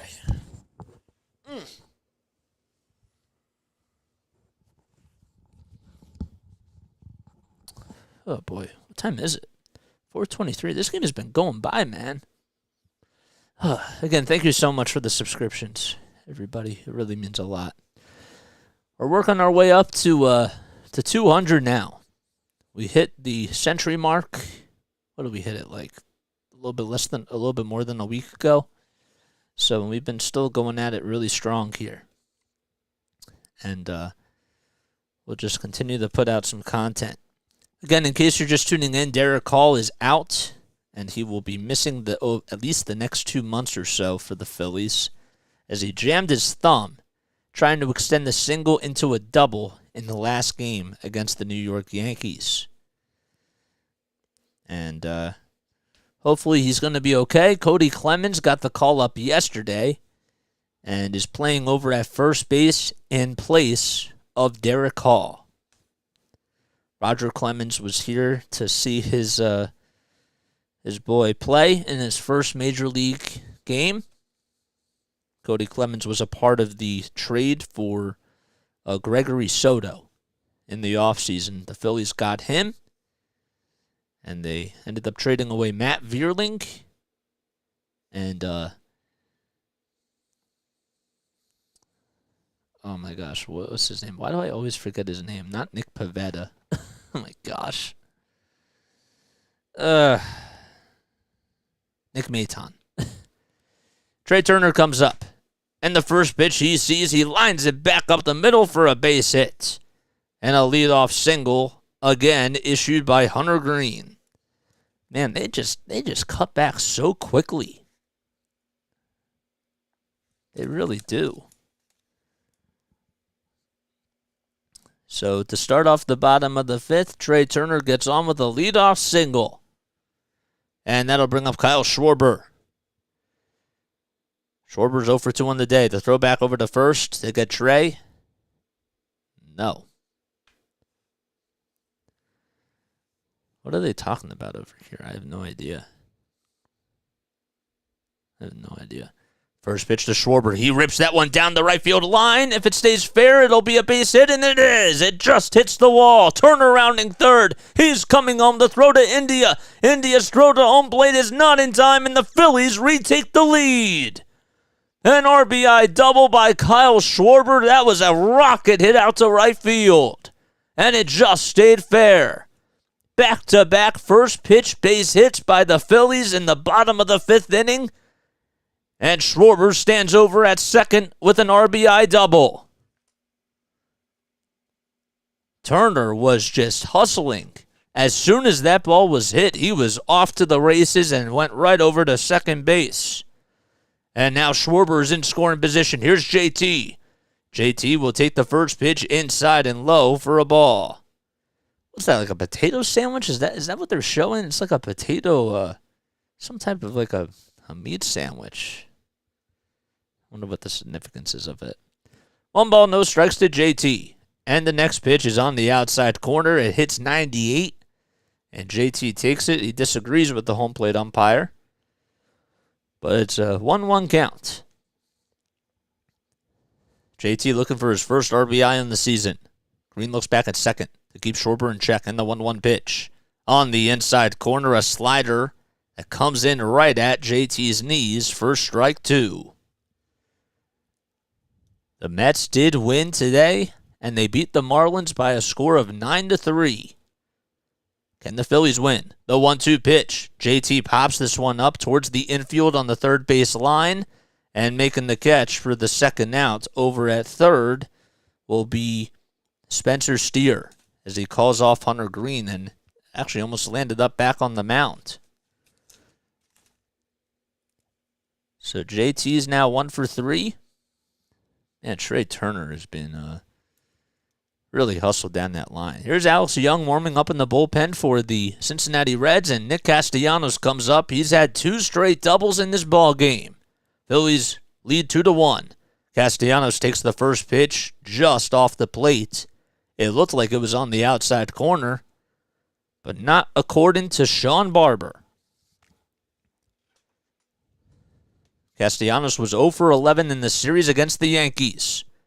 The 1-0 pitch. Castellanos lines that one to right field, and it goes in foul territory. Just hit the wall.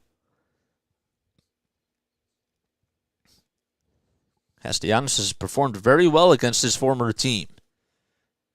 Schwarber takes a lead off at second, and Greene tries to keep him in check. He doesn't throw over to second base because nobody's there, but he resets now. 91 pitches on the afternoon for Hunter Greene. Phillies lead 2-1. And here's the next pitch to Castellanos. He fouls it off again towards the opposite field. And it hits the net. On deck is Bryson Stott.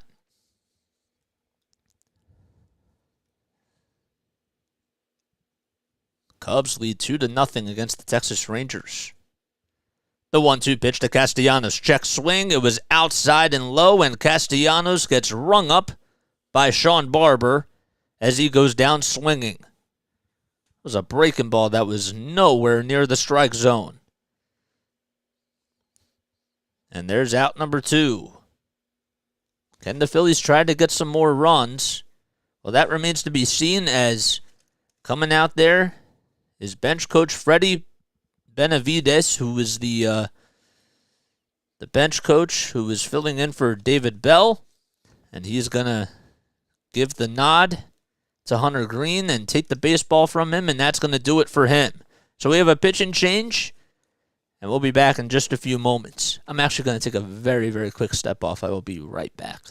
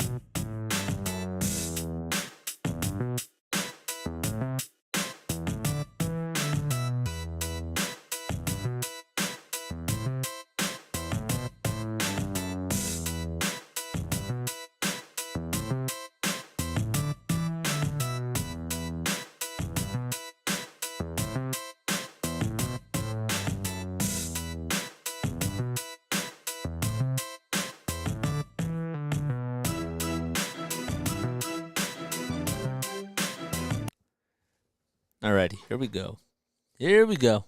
Okay. What happened to David Bell? He's out because of medical issues. That was what was reported by the Cincinnati Reds on their Twitter page.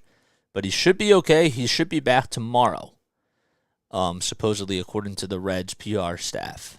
So I made sure that I double-checked on that. So they haven't... They'll probably ask him tomorrow. But here comes Alex Young.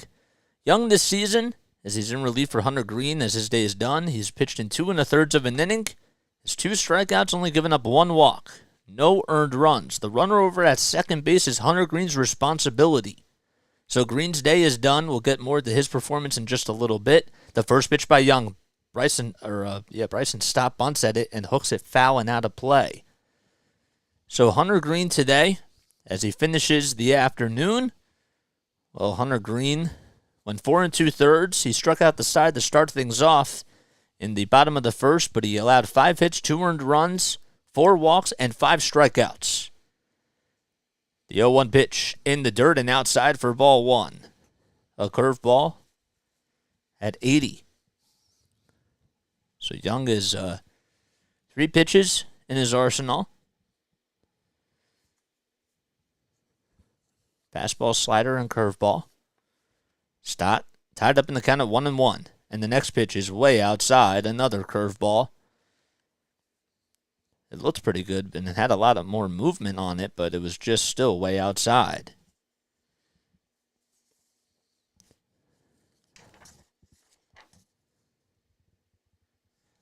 Young with the 2-1 pitch to Stott. On the outside corner, and Stott takes a sinking fastball. That was a good pitch. Alec Boehme waits on deck. Young, the left-handed pitcher from Westlake, Ohio. The 2-2 pitch to Stott. He lays off the changeup. That was also in his arsenal. Forgot to mention about that, too. No, I was missing 1 pitch.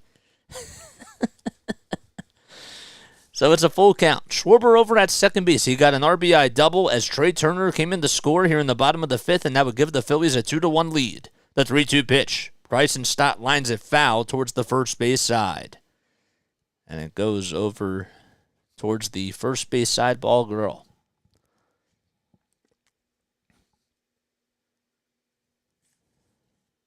A big crowd here in Philadelphia. 42,000 fans.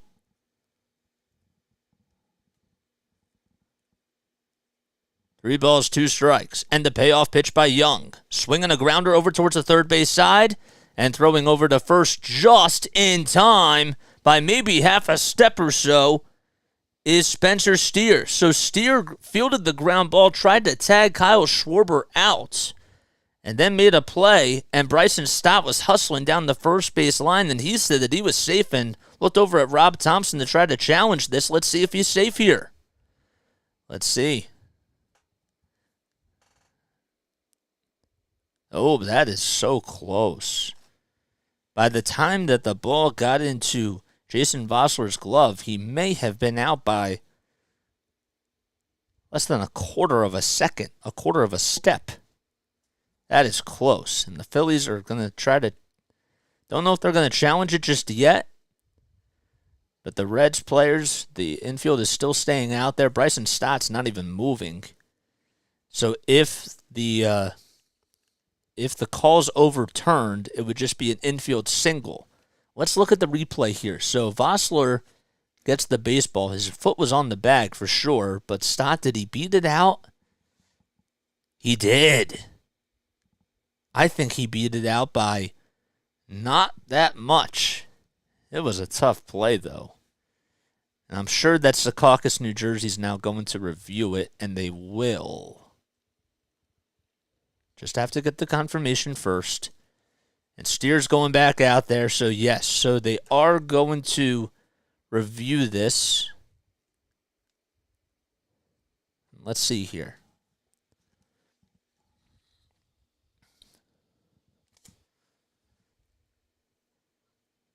They're not even showing the replay just yet. I don't even see where the umpires are and where the technology is for them to even have this review. All right, so they overturned the call. That's what it was. So they overturned it, and it's ruled as an infield single by Bryson Stott. And the inning is still alive. So that'll put Schwarber over at third. Stott's over at first now. And Alec Boehm comes up for the Phillies. And Boehm takes the first pitch down low for ball 1. What a hustle by Bryson Stott just to keep that alive. And he wasn't safe by much.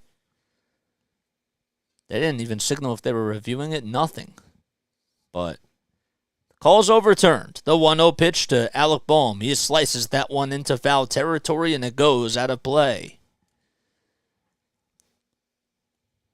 Young has 11 pitches on the afternoon, taking over in relief for Hunter Greene. Young is 6'3". He is 29 years old now, and he weighs 220 pounds. The 1-1 pitch, it's a four-seam fastball that's up high and out of the zone for ball 2. Excuse me.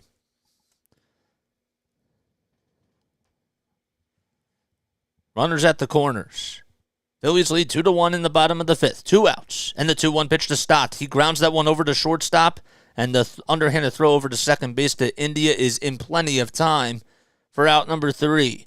But the Phillies do get one back thanks to an RBI double by Kyle Schwarber, which would score Trey Turner. And we go to the top of the 6th inning now as the Phillies lead 2-1 here at the bank.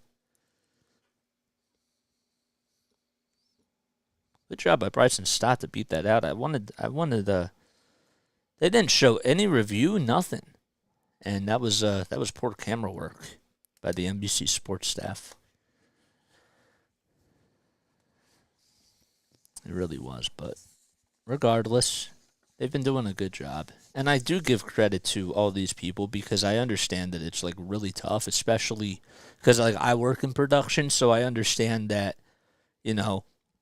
the amount of chaos it can be, especially working with, some producers and directors. It's stressful at times because, your job's always on the line and anything that happens live is your responsibility. So when you're calling the shots and going over to third base for the ground ball, if you're a little bit late on that in the moment, that's a huge deal because that's live production. I'm Jason Joseph. This is Play-by-Play with JJ. As always, I have to remind you guys, if you're new to my channel, don't forget to like, don't forget to subscribe, don't forget to hit the notification bell if you're watching me on YouTube. And also, if you are tuning in on Facebook Live, make sure that you give me a review and comment down below on the video.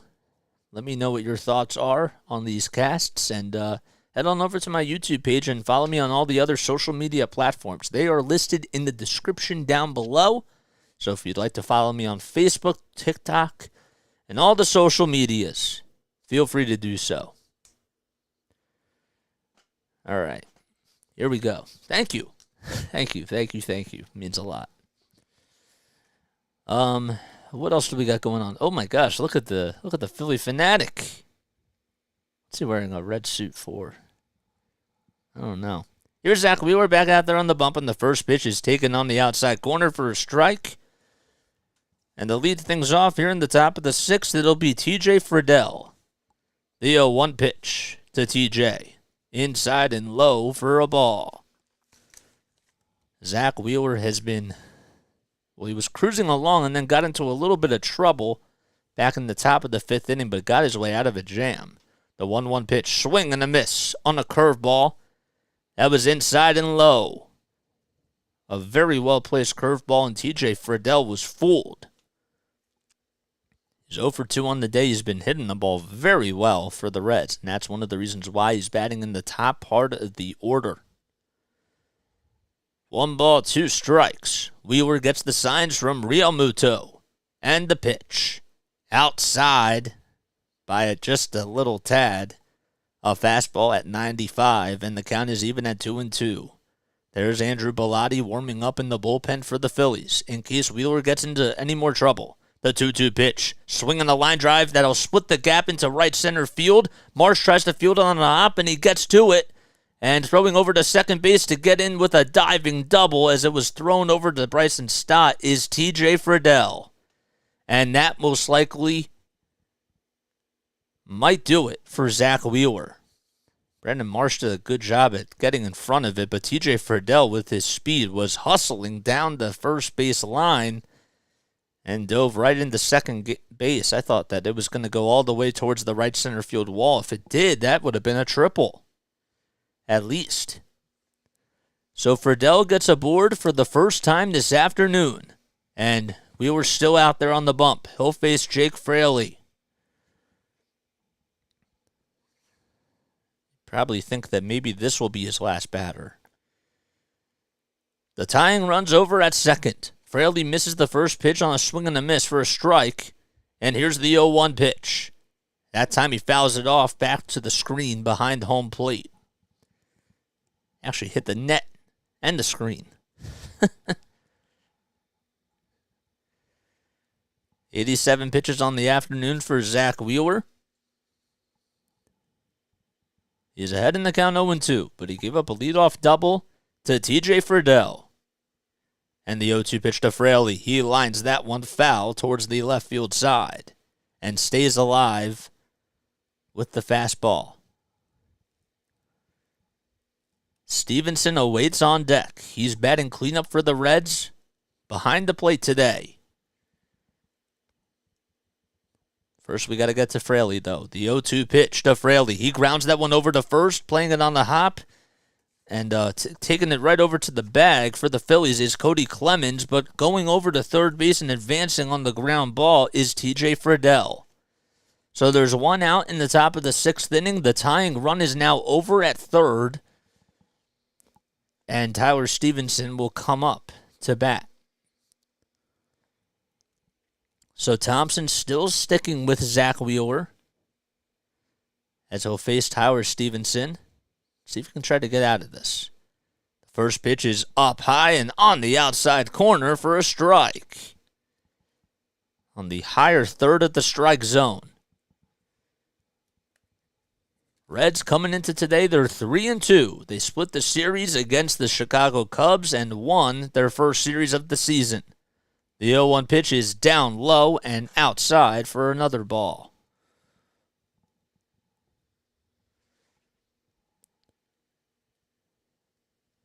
Again, Clemens playing over at first base for Derek Hall, who's going to be out for at least the next 2 months, according to the Phillies, due to the thumb sprain. The 1-1 pitch, that's lined out to left field. That'll split the gap and go all the way towards the wall. Cave will go out there towards the W.B. Mason sign. And the Reds have tied it up at 2 apiece, as standing in at second base is Tyler Stevenson with an RBI double. And it's back to an even ball game, and Rob Thompson has seen enough. And he will take Zack Wheeler out of this game. Wheeler coming in at 92 pitches. And Stevenson ties the game at 2 apiece. Will Myers will come into the batter's box, and as he's introduced, Rob Thompson gets the baseball from Zack Wheeler. And that'll do it. And we'll be right back in just a few moments. Let's go Reds. Oh my gosh, Tyler. Bro, that pitch was right down Broad Street. It was like right in his wheelhouse. And I'm sorry, but like as soon as he gave up that double to TJ, I was like, you got to take him out. You just do, man. At least call like a timeout, on the mound to try to get Andrew Bellotti working. You know what I'm saying? But like now, it's a tie game. I want him to I don't want him to like give up more. You know what I'm saying? Like that's the one thing that I've criticized about Rob Thompson this season is that like when Aaron Nola was pitching in that first game, it's 5-2 now. And you have runners over at first and third, and he can't get out of this inning. So why are we still leaving Aaron Nola in there? I'm not telling you that would have changed the game. It could have.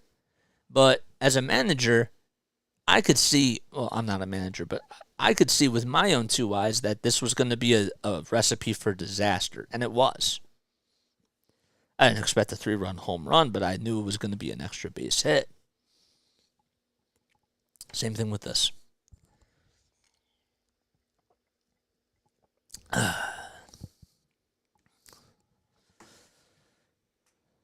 Why is it not updating that we're tied at 2-2? Let's check that out. Nope, still isn't updating. Even when I refresh it.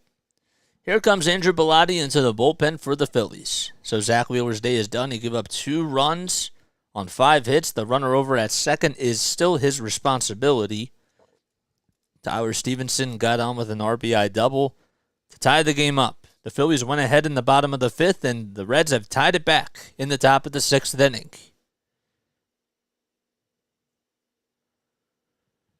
So Will Myers comes up. And the first pitch he sees from Bellotti is a slider that misses way out of the strike zone.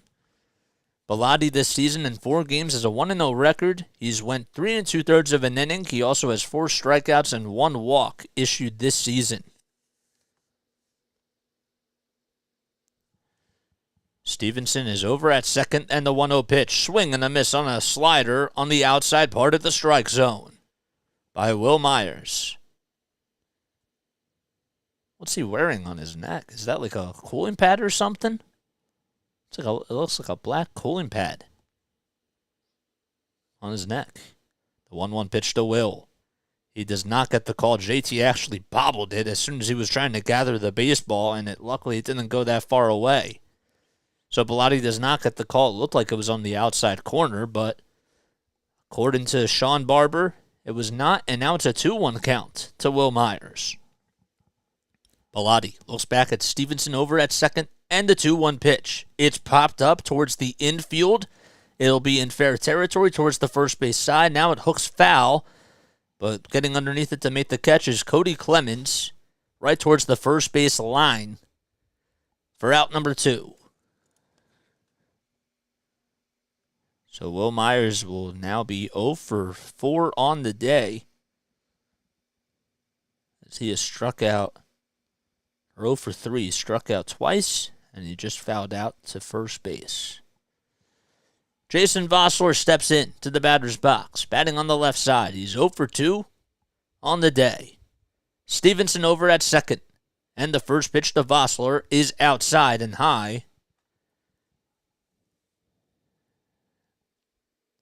And he's ahead in the count.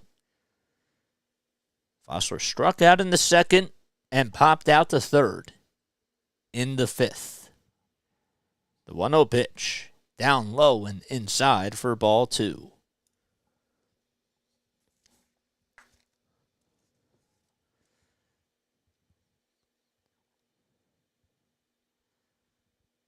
See a couple of people finally took off some of their hoodies. It's starting to get a little bit hotter outside. The 2-0 pitch, right at the knees, a slider on the outside corner, called strike 1.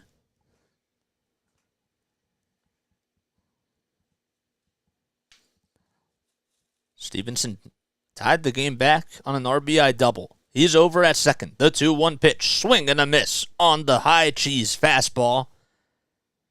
And it's a 2-2 count now. Vosler has homered in 3 straight games for the Cincinnati Reds. The Reds were off their last 2 games, though, thanks to rainouts. Bellotti gets set.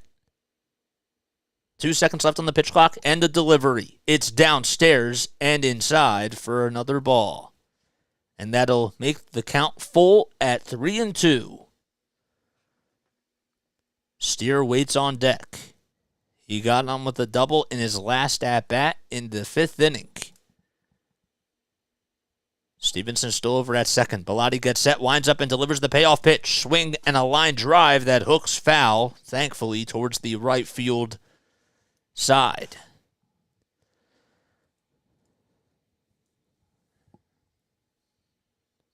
So they call it a pitch timer now. They don't call it the pitch clock anymore. I still think it's, I go by pitch clock.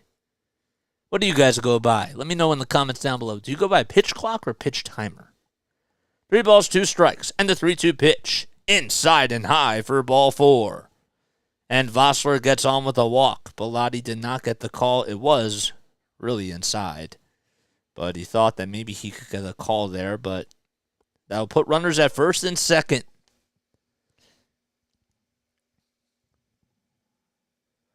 Here's Spencer Steer, the rookie third baseman for the Cincinnati Reds.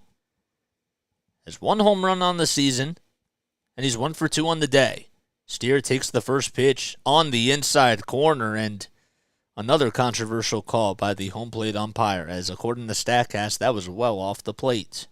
But Bellotti gets the gift, and he's ahead in the count 0-1. The 0-1 pitch. And that was another controversial call, but that was up high and outside.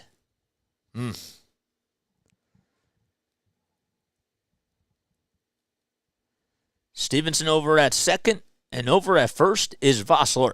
The 1-1 pitch. In the dirt, a slider that hit the center of home plate. It's a 2-1 count now.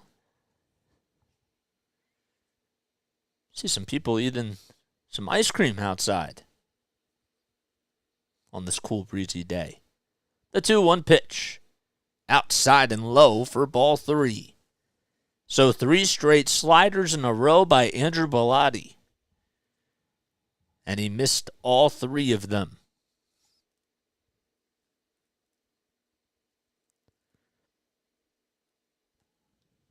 Five seconds left on the pitch clock.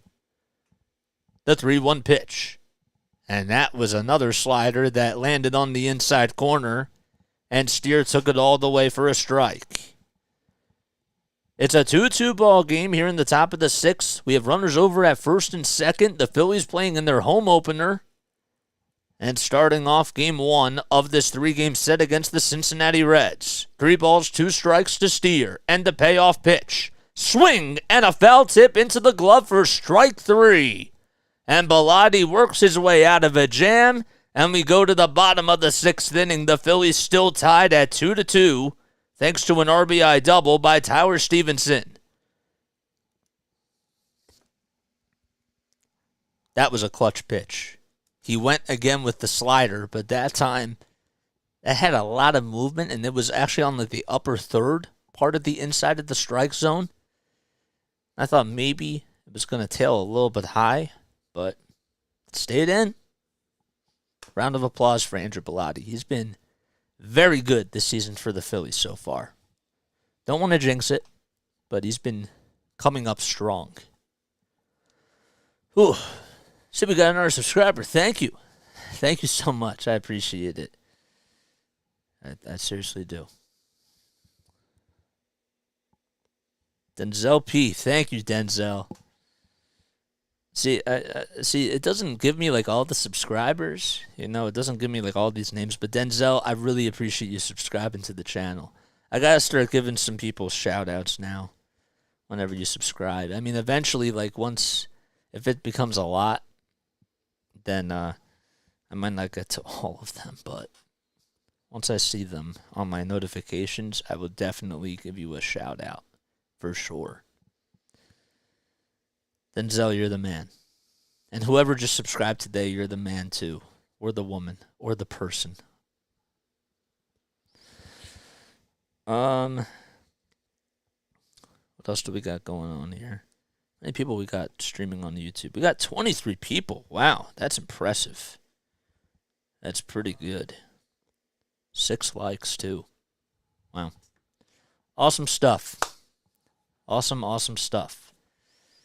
See, every time I see these sponsors now, like, I always still feel like I have to say the sponsors. Like, Phillies Baseball is brought to you by the Pennsylvania Lottery. But I don't have to do that because I'm not advertising for anybody. I'm not working for a minor league team or doing any of that. I'm working for myself. Here's Jay Cave. He comes into the batter's box for the Phillies as 7, 8, and 9 are coming up. And Cave swings and misses at the second pitch delivered by Alex Young. So it's a 1-1 count. And the timing of these is just so late when they come back to commercial. Young winds up and delivers the 1-1 pitch. It is laid off by Jay Cave, and he takes it outside and low for a ball. Cave had a stolen base back in the second inning after he got on with a walk. And the 2-1 pitch. Swing and a foul tip into the glove for strike 2. Phillies in their pinstripes and their long sleeve red shirts. And the 2-2 pitch to Cave. Swing and a miss on a changeup that went well out of the strike zone. And Cave strikes out swinging to get the first out here in the bottom of the 6th inning.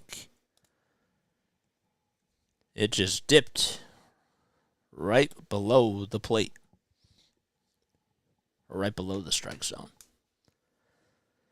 Here is Clemens, Cody Clemens, who's 0 for 1 on the day but got on with a walk in his first plate appearance in his major league debut. The first pitch he sees is over the center of the plate for a strike. Right down the middle. Young with the 18th pitch on the afternoon. Clemens swings and misses. He was trying to swing for the fences, and he got himself a changeup. And he was really early.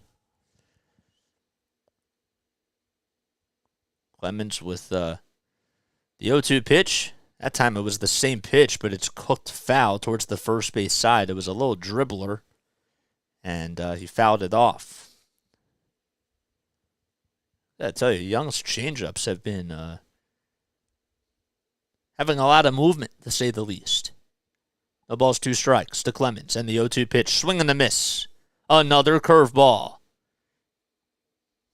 That was the second curveball that he threw in this at-bat.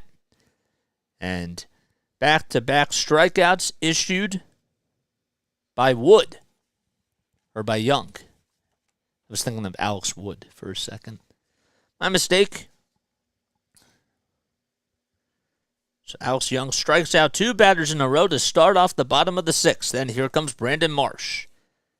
He takes the first pitch outside for a ball.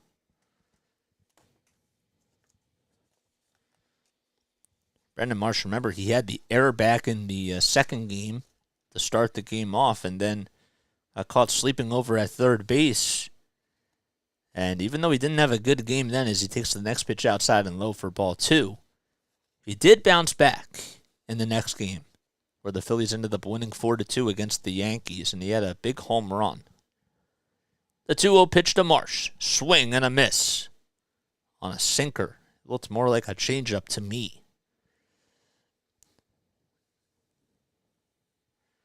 Young doesn't have a whole lot of speed on his pitches, but with the way that he's able to locate them and just utilize every single pitch in his arsenal is just absolutely absurd. The 2-1 pitch, a curveball that gets fouled and dribbled over towards the first base side. And it's a 2-2 count now. Hunter Greene struck out the side in the first inning. And Young with the 2-2 pitch. He strikes out the side here in the bottom of the 6th inning. And the Phillies do go down in order. So we go to the top of the 7th. We have a tie ball game at 2 apiece. We'll be back in just a few moments. I was hoping I did not get broadcaster's jinx from that. And I got to tell you, I probably shouldn't have done that, but it worked out. It luckily worked out. That is really funny, though. I need to take a couple more sips of water. How you guys feeling, man? How you guys doing on this Friday afternoon?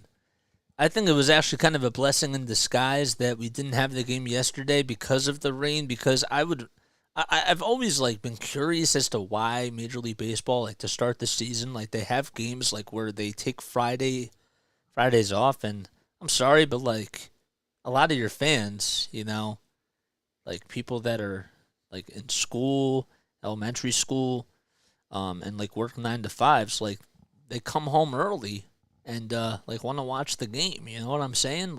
And the Friday afternoon is the best way to do it. You need Vossler to get on base. Vossler did get on. I mean, he had a walk in his last at bat. So do you need him to get on with a single or a double? Let me know down below, Elijah. Do you go by Elijah or Eli? I want to make sure I call you by the right name. It says Elijah on here, so I figured that's what it is. Here we go to the top of the 7th inning. So both pitchers on the day, Zack Wheeler and Hunter Greene, are done. Wheeler went 5 1/3 of an inning. He only allowed 2 earned runs, 5 hits, 3 walks, and 5 strikeouts. And Hunter Greene went 4 2/3. He allowed 5 hits, 2 earned runs, 3 walks, and 5 strikeouts. A pretty similar line. And now Gregory Soto comes into the ball game. Soto has struggled in his first 2 outings for the Phillies. He was acquired via the trade for Matt Vierling and Nick Maton. And hopefully he can try to have a good outing here. Need 1 total base for him and both. All right. You go by both. Okay. I got you, Eli. All right. So the first pitch to Benson, Will Benson that is, as 8, 9, and 1 are coming up for the Reds to start off the top of the 9th. It was inside and low for a ball. Soto winds up and delivers the 1-0 pitch. It's on the inside corner, a 97-mile-per-hour fastball at the knees for a strike. And my mistake, Stuart Fairchild is coming in to pinch hit for Will Benson. So Benson's day is done, and Fairchild swings and misses at the slider, right over the heart of the plate. So Benson went 1 for 1 on the day, but he had a walk as well. 1 ball, 2 strikes. Soto on the bump for the Phillies. Making his first home start in a Phillies uniform. The 1-2 pitch. That is lined out to right center field. Marsh gets underneath it, takes a couple steps towards the warning track in front of the scoreboard, and makes the catch on the run for out number 1. So Stuart Fairchild took that one for a ride, and Marsh got underneath it to make the running catch for out number 1 in this top of the 7th inning.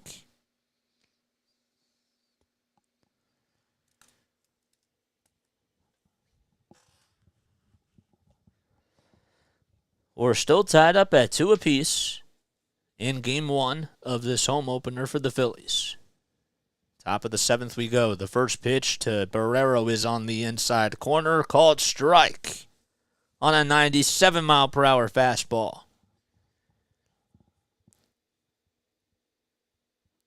The 0-1 pitch, swing and a miss on a slider that tails out towards the inside part of the batter's box.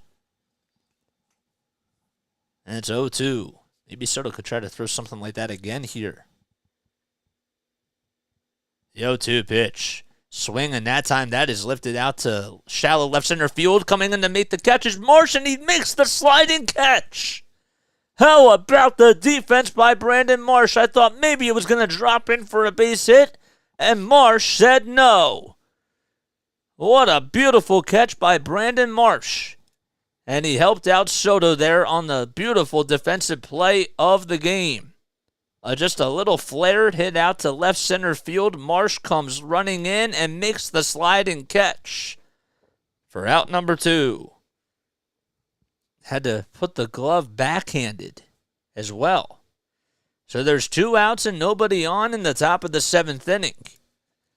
And Jose Barrero, who had an RBI single to tie the game up, to tie the game back up at the time 1-1, he is retired. Jonathan India comes in, and the count's now 1-1. It was a strike right at the knees.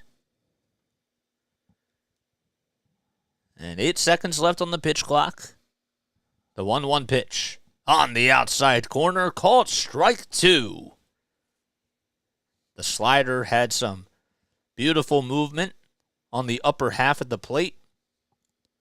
And it's a 1-2 count. 5 seconds left on the pitch clock. The 1-2 pitch. That is flied out to right field. Castellanos goes running towards his right side and makes the catch for out number 3. 1, 2, 3 go the Cincinnati Reds. And we go to the bottom of the 7th inning. It is stretch time at Citizens Bank Park, as we're tied at 2-2. So a fly out to right field. Nice. God bless America. Who's singing God Bless America today as we start off the 7th inning stretch?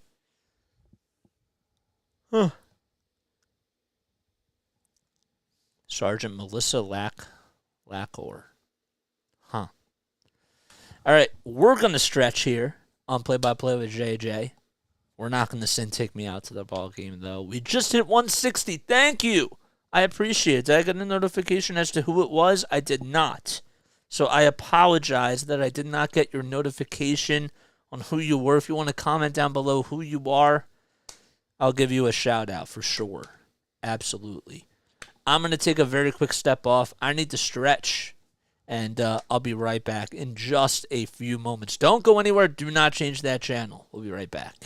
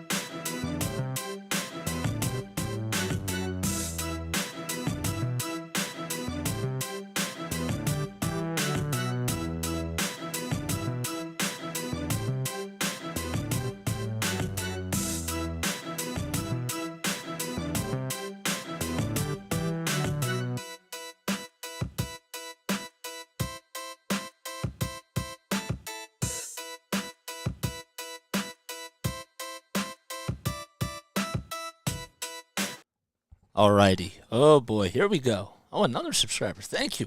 I was the 160 subscriber. Go Phillies. Thank you. Thank you, Double Watcher. Thank you. And whoever just subscribed right now, I didn't get a notification on my phone. Sometimes I do. Sometimes I don't. I don't know why. I guess because YouTube has like a really weird way. But comment down below. I'll give you a shout out. You want to get a shout out from JJ for sure. Comment your name down below. If you want to be anonymous or if you want to, just if you don't want me to shout out your name, you can also say that too. I won't be offended by any means. Here comes Derek Law as we start off the bottom of the 7th inning. And the Phillies are coming up to bat. It's Trey Turner and the leadoff order for the Phillies as we flip the lineup card again. Turner takes the first pitch on the outside corner for a strike. Turner scored a run to give the Phillies the lead back in the bottom of the 5th inning. And the 0-1 pitch check swing. Did he go? According to the first base umpire, he says no. And Alan Porter says that he did not go. So the count is 1-1.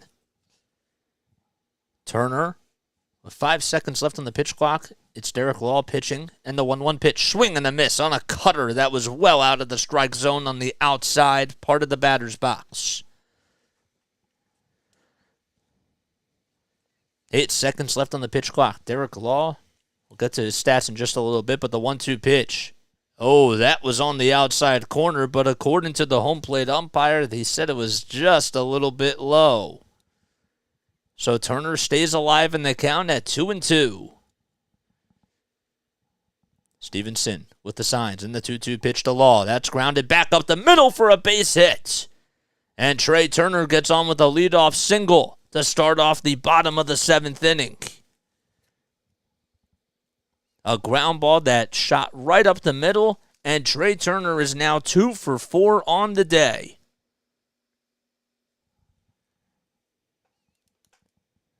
Law just threw a pitch that was a little bit more of a comebacker, and Trey Turner did not miss a beat on that pitch.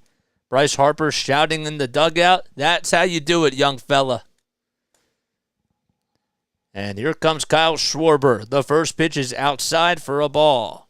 Can you please give a shout out to my friend Goodman?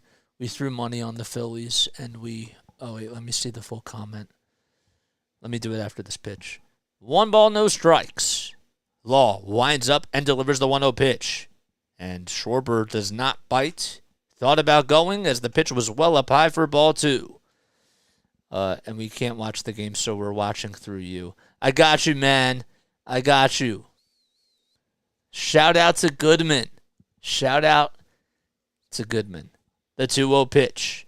It just caught the outside part of the plate. And according to StatCast, it may have just been a little bit off, but it's a 2-1 count now. Goodman, I'm giving you a shout out, man. You're the best. Thank you for subscribing to my channel. Turner over at first. Nobody out in the bottom of the 7th. The throw back over to first base is not in time. Law certainly caught me off guard as he tried to get Trey Turner off guard as well, and Turner just got back. Turner is the first player to hit safely in his first 7 career games with the Phillies since 2014. The 2-1 pitch, swing and a high fly ball out to right center field, and getting underneath it, taking a couple steps towards the warning track to make the catch for out number 1 will be TJ Friedel. Schwarber just missed a home run. It was a hanging breaking ball that was left over the center of the plate, and Kyle Schwarber just yelled, "Damn, I just missed it." And he did. So JT Realmuto comes up now.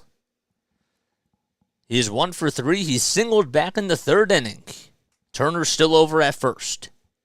Everyone knows that he can fly. The first pitch is taken outside and low for a ball.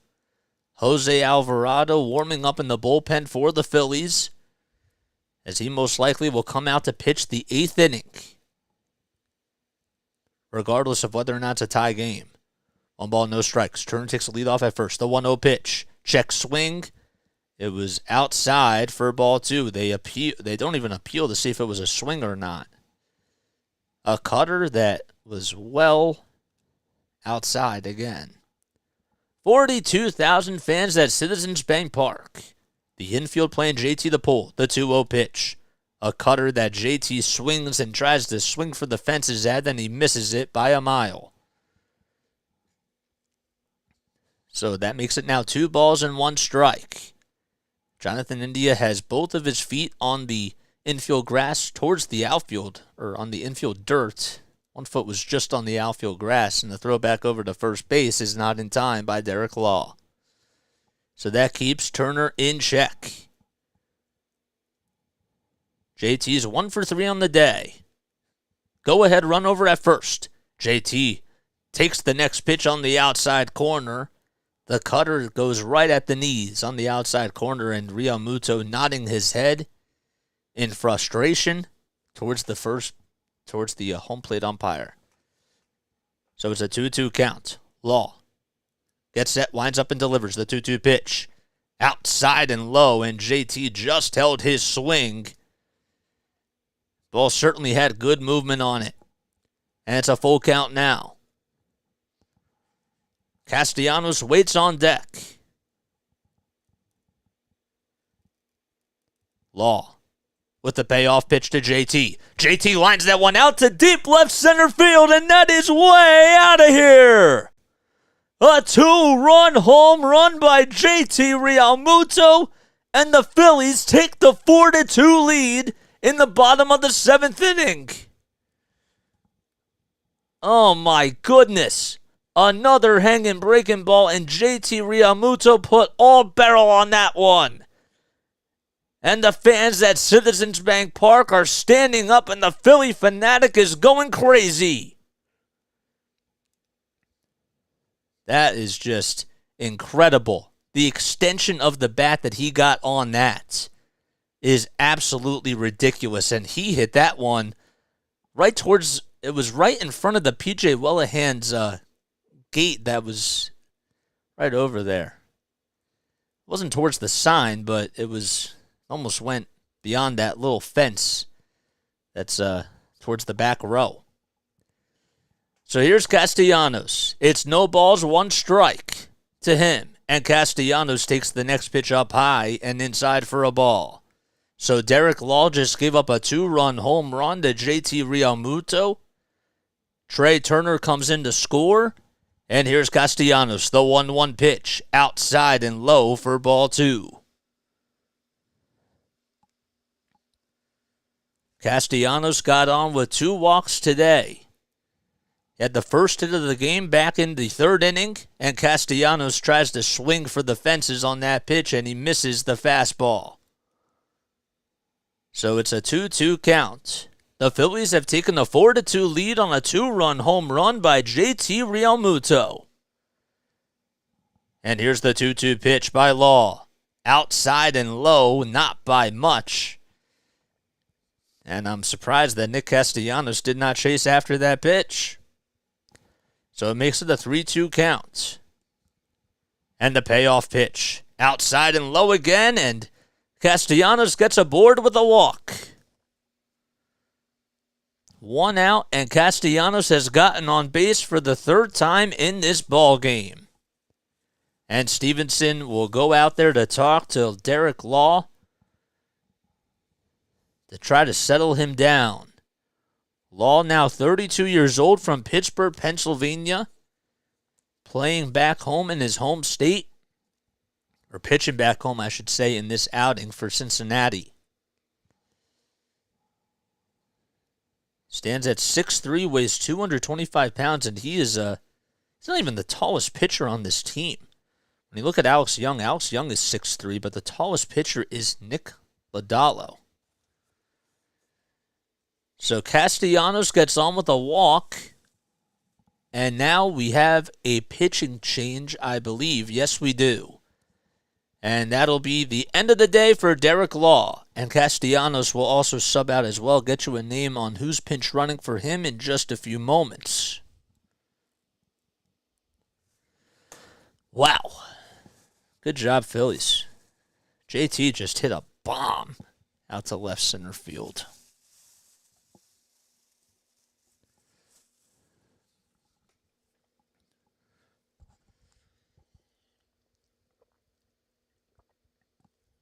If you guys are new to my channel and if you enjoy my content, as always, just don't forget to like, don't forget to subscribe. For those people that actually just subscribed, comment who you are down below if you want me to give you a shout out, and I will definitely be sure to do that. I didn't get a notification on my YouTube notifications as to who just did it, but if you just subscribe to my channel, or if you're watching me on Facebook Live and you just liked my profile, be sure to comment who you are down below, and I'll give you a shout out.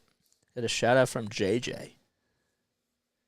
JT Realmuto has just gave the Phillies the lead once again on a 2-run home run here in the bottom of the 7th inning. Derek Law's day is done. He came in to relieve Alex Young. And Hunter Greene got the start today for the Cincinnati Reds. And he pitched really good in that first inning, but ever since then he lost a lot of the velocity. Oh my goodness. So who just came in to pinch run for Castellanos? That is now the question.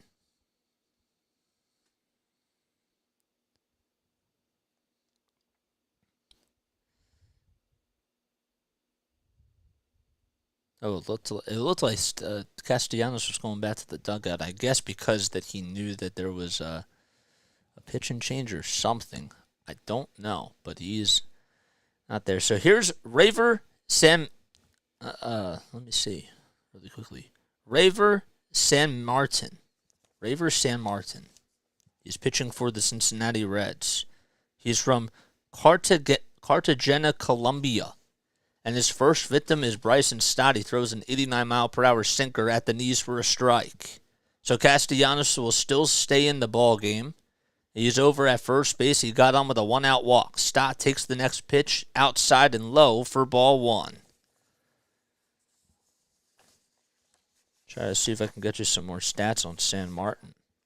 San Martin went 2/3 of an inning, and he allowed 1 walk and had 2 strikeouts in his last outing against the Cubs, which was the first game. They won 7-6.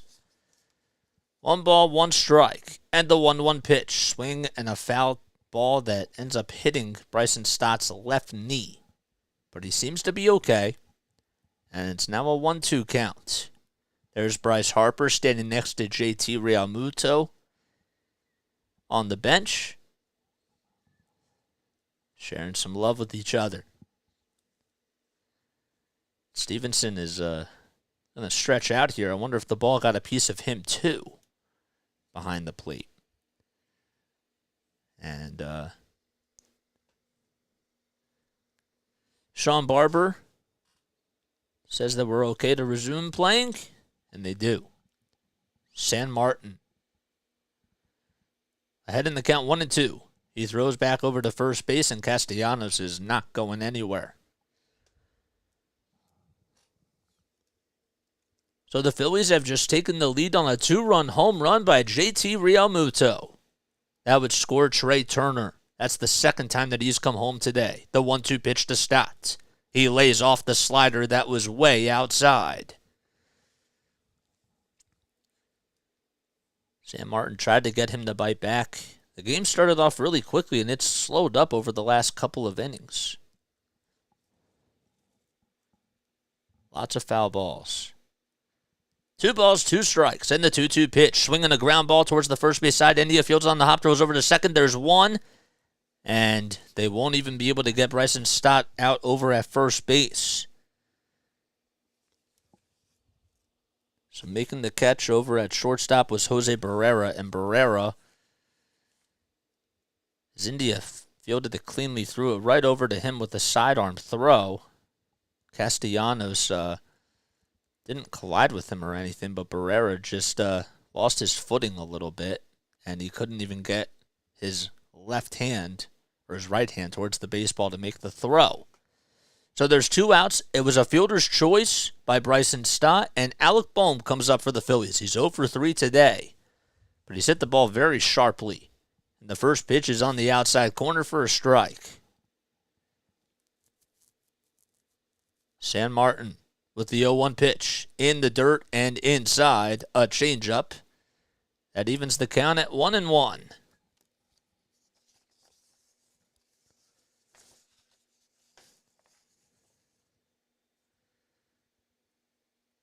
San Martin has been the setup man for the Cincinnati Reds this season.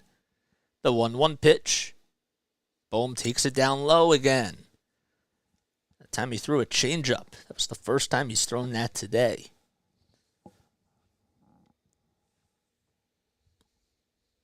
So it's a 2-1 count to Alec Bohm. And here's the next pitch. That's a hopper. That's back up the middle. India plays on the hop, and he can't get to it. He keeps it in front of him, but he cannot field it properly, and that's an infield single by Alec Bohm. Jonathan India did everything he could. It was a wicked hop that just went back up the middle, and he tried to field it with his glove, making the backhanded play. Thought maybe he was even going to hit the bag, but he overstepped it. He overplayed it. But nonetheless, it's an infield single by Alec Bohm. And that'll put runners at first and second now. The Phillies are up 4-2. Josh Harrison will come in to pinch hit for Jake Cave. Harrison has been all around the league over the last couple of seasons. This season, he has 1 hit in 6 at-bats in just 3 games. And he has a chance to give the Phillies some insurance here. The first pitch, he takes it on the inside corner. A changeup that hit 85 miles per hour. That was right at the knees for a strike. And the CBP exploded when JT hit that bomb out to left center field. The 0-1 pitch, inside and high for a ball. So Harrison takes it all the way. The Mets did win today by a final score of 9-3 against the Miami Marlins. And the 1-1 pitch, it gets away from Stevenson as it was outside and low, and the runners will advance to second and third for the Phillies. They call it a wild pitch delivered by San Martin. And Bohm will now go over to second, and Castellanos goes to third, and he's 90 feet away from the plate. It just took a wicked hop. And Stevenson tried to do everything he could to give it out in front of him, but I don't know if he decided very last minute if he was going to go with the upper hand or the backhand. The 2-1 pitch to Harrison. He lines that one out to right center field, and coming in to make the catch on a slope for out number 3 is TJ Friedel. He certainly hit that one very sharply, but the damage is done thanks to a 2-run go-ahead home run by JT Realmuto. And the Phillies are up 4-2 as we go to the top of the 8th inning. So Harrison lines out, and he hit that one so hard. Ooh. My gosh. It's been 2 hours now. 2 hours. 5 more hours, we're just getting started. Why did that song come in my head? 5 More Hours by Chris Brown. That's a good song. I like that song. I have a very weird taste in music. I like all different types of music. I really love classic rock. I love pop. I do like rap. I have a very interesting style of music that I like. How about you? What type of music do you guys like? I like Taylor Swift. I can listen to Taylor Swift, the Beatles, Bruno Mars, and the Rolling Stones like it's nothing. You know what I'm saying? It doesn't matter to me. I love Queen. I love Joan Jett. I think she's awesome. Fleetwood Mac is a really good group that I like. I like old Kanye, you know. Not really a big fan of his newer stuff. Graduation, I think, is such a great album. I love Kendrick Lamar. I feel like music is just, such a great thing for the soul. Just like sports, even though sports can sometimes be very stressful. But, as a fan, it definitely helps out with anxiety, music that is. And it's cool, If you guys like music, let me know what your thought. Let me know who you guys like down below. Here comes Jose Alvarado for the Phillies. The first pitch was up high and out of the strike zone. Alvarado struck out the side his last time that he played, which was against the Yankees in Game 2 of that 3-game series, and the 1-0 pitch is on the upper third of the outside corner for a strike. Friedel in the batter's box. TJ Friedel, the 1-1 pitch, on the outside corner at the knees for strike 2. Alvarado has not walked a batter just yet so far this season, but he's pitched in 2 innings and has a 143 batting average against. The 1-2 pitch, swing and a miss on a cutter that was tailing right out of the strike zone. And another strikeout for Alvarado. He's had 4 straight strikeouts in a row, tailing back to when he struck out the side against the Yankees. Friedel just went chasing after that pitch. And there's 1 out in the top of the 8th. And the first pitch to Fraley is lined foul towards the first base side. And it hits I can't tell what sign that was, but here's the 0-1 pitch. Check swing, and Fraley holds it as it was way outside for a ball. Jake Fraley, the designated hitter on the afternoon for the Reds. He's 0 for 2. He walked back in the 6th inning. And 5 seconds left on the pitch clock. That time it's grounded over towards the first base side, and it goes over towards the right side of the line, so it's a foul ball. Jake Fraley waiting on deck. 1 out in the top of the 8th. The Phillies have a 4-2 lead. It was tied back in the 7th inning. The Phillies actually had a 1-0 lead, then it was tied, and then they had a 2-1 lead, and then they tied it back, but JT hit a 2-run home run. The 1-2 pitch on the outside corner, called strike 3 right at the knees, and once again Alvarado getting another strikeout. Man, that movement, 99 miles per hour on the gun. The velocity and the intensity of that pitch, absolutely incredible. Stevenson comes up, and he takes the first pitch up high for a ball.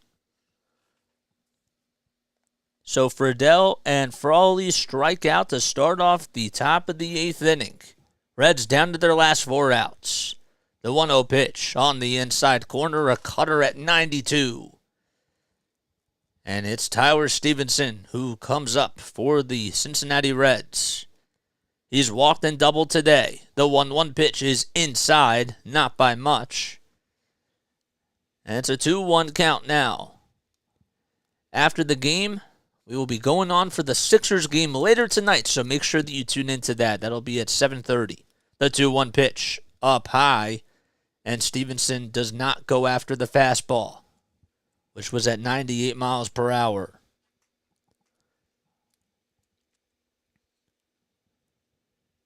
Three balls, 1 strike. 5 seconds left on the pitch clock. And the 3-1 pitch, swing and a miss on a 98 mile per hour fastball that went over towards the middle of the plate. And Stevenson's tied up in the count now at 3-2. 5 seconds left on the pitch clock. And the 3-2 pitch, swing and a miss.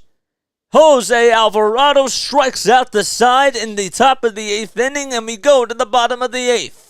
The Phillies lead 4-2. Can they add some insurance to this lead? That remains to be seen, but we'll be back in just a few moments. Man, he is just filthy, man. Like, he is just in cruise control. He has struck out the last 6 batters that he's faced. That's crazy. As a reliever. Cool stuff. All right, bottom of the 8th inning. How long are we in? This has been we started at 5:05. I started my thing at around like 4:50, so 5:05. It's been 2 hours and 29 minutes. Good. All righty.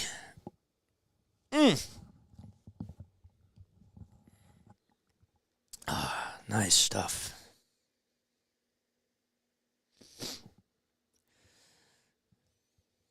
$29 people on here, man.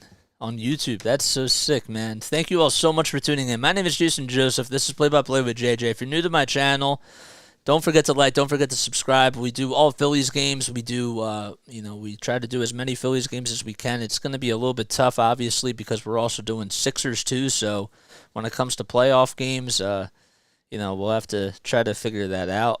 Because the Sixers take priority. But we do Sixers, we do Phillies, we do Flyers, and we do Patriots games. If you enjoy my play-by-play commentary, make sure you like, make sure you subscribe, make sure you hit the notification bell icon so that way you know when I either A, go live, or B, when I upload a video or a podcast. And if you're watching me on Facebook Live, definitely be sure to follow me in the profile. You can also follow me on all my social media platforms too. The link is in the description down below on any of the podcasting platforms there are.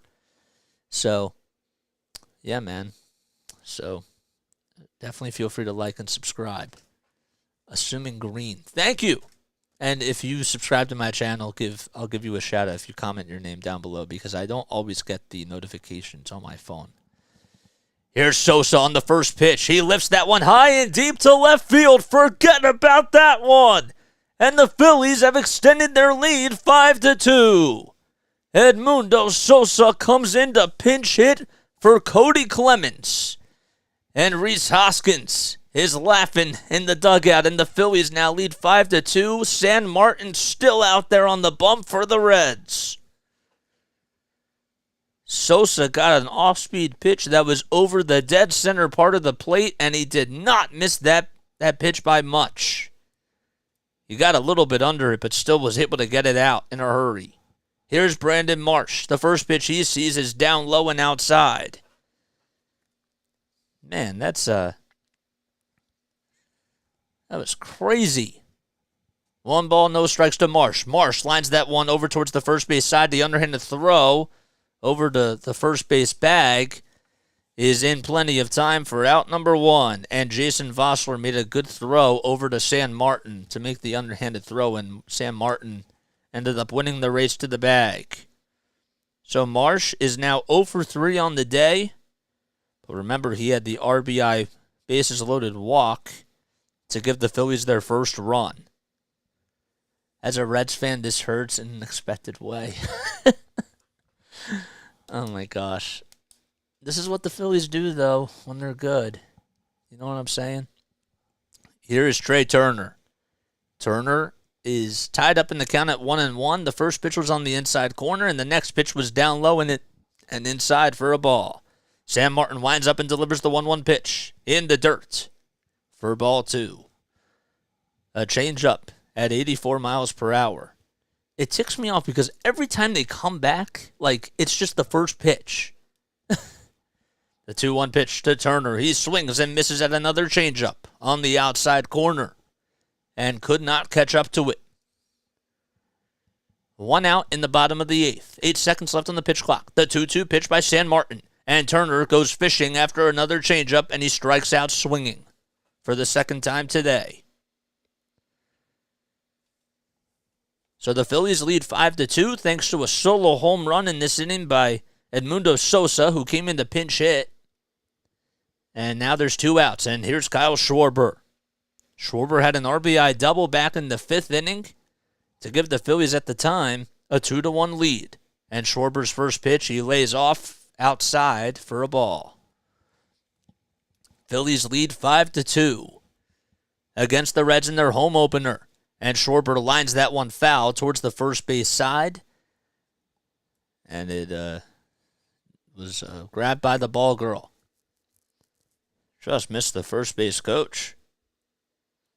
Heads up. The 1-1 pitch to Schwarber. He takes it down low. A changeup that was well off the plate for ball 2. Schwarber has 2 home runs on the season. The 2-1 pitch, he lines that one. That was a laser that just hit the foul ball netting towards the third base dugout. And he broke his bat. So he has to get a new one, and he tosses it over towards the on-base circle. And the bat boy gives him a new bat. He does a little bat flip as well. Craig Kimbrell warming up in the bullpen for the Phillies. Here's the 2-2 pitch to Schwarber. Downstairs again on a changeup that did not fool Kyle Schwarber. And it's a full count. 8 seconds left on the pitch clock. Sam Martin winds up and delivers the 3-2 pitch. Swing and a grounder back up the middle. It's played on the hop. And the throw over to first is in time for out number 3 by the shortstop, Jose Barrera. So the Phillies, they add on another run thanks to a solo pinch hit home run by Edmundo Sosa. And we go to the 9th inning. Who's coming in to close? That remains to be seen. They lead 5-2. Forgot to mention that. G6. Cool. It's a fast-paced game. Let's hope it stays that way, man. Let's try to keep out of trouble here. You know what I'm saying? Can't be doing that. Can't be getting into trouble. I got 9 likes on here, man. If you enjoyed this content, as always, I'm gonna say this one more time before we start the 9th inning. Don't forget to like. Don't forget to subscribe. I give you this content for free. We've been going at this for about 4 months, and the best thing you can do to support me is just subscribe to my channel. If you come on here a lot and you keep coming back and you haven't subscribed to my channel, it's a curse. It's a curse. Because I love you guys.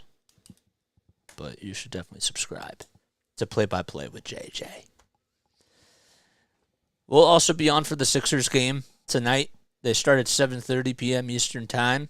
And so if you want to tune into the game, I don't know. I haven't checked yet to see if Embiid's playing or not because I've been so busy calling this. I'd probably bet you that he's not going to play, but I don't know. But if you want to listen to me do play-by-play for the Sixers game tonight as they face the Atlanta Hawks on Game 2 of a back-to-back, stay tuned, and we'll be back on at 7:30 for tip-off. Okay, the 9th inning. The Phillies lead 5-2 in this home opener series against the Cincinnati Reds.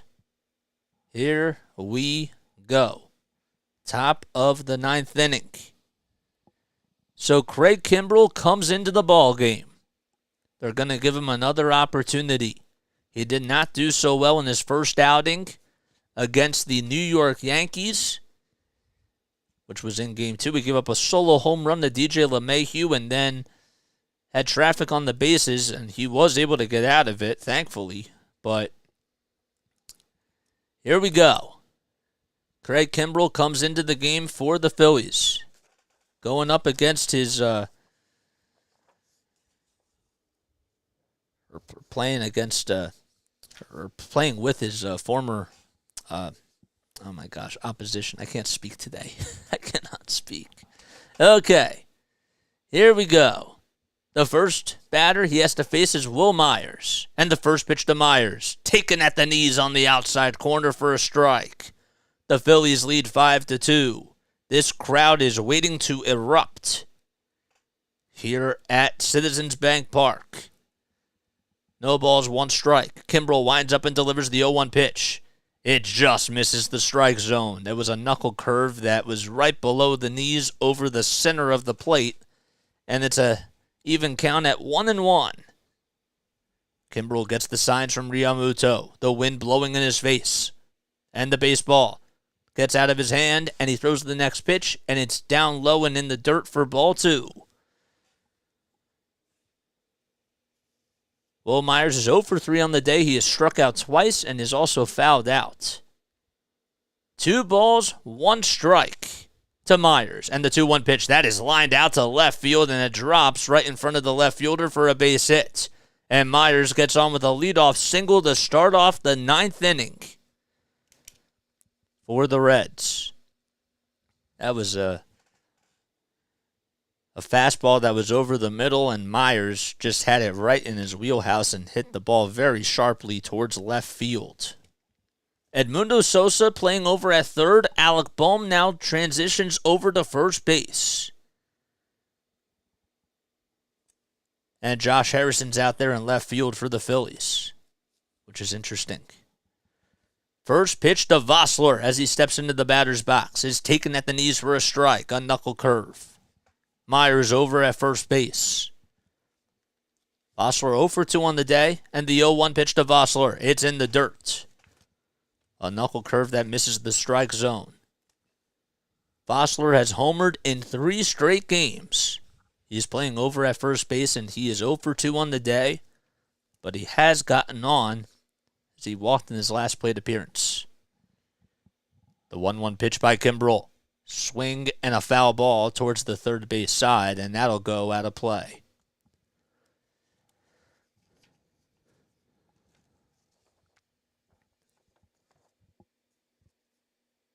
Vossler, 29 years old, from West Nyack, New York.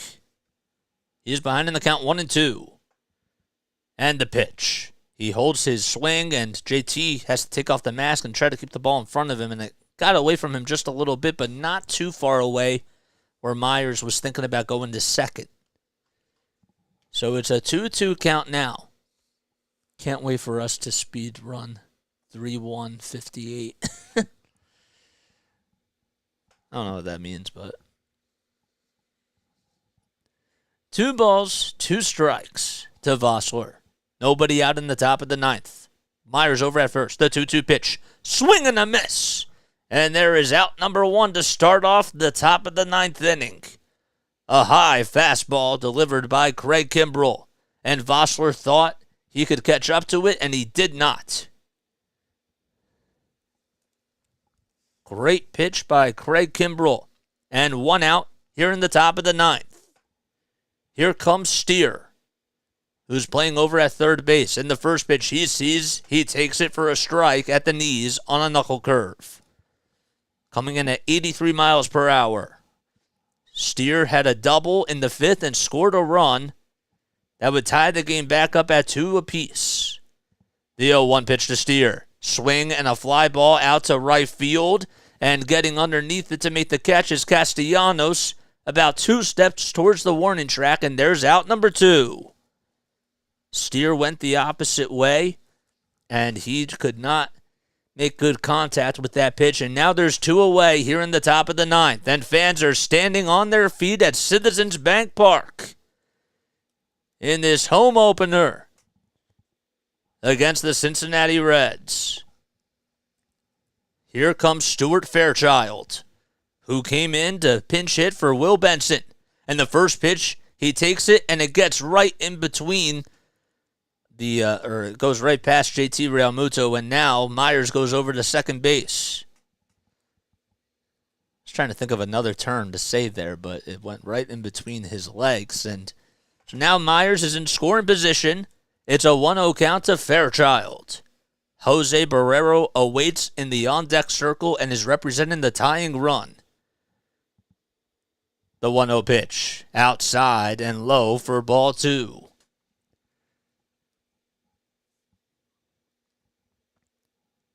Craig Kimbrel in his first save opportunity in a Phillies uniform.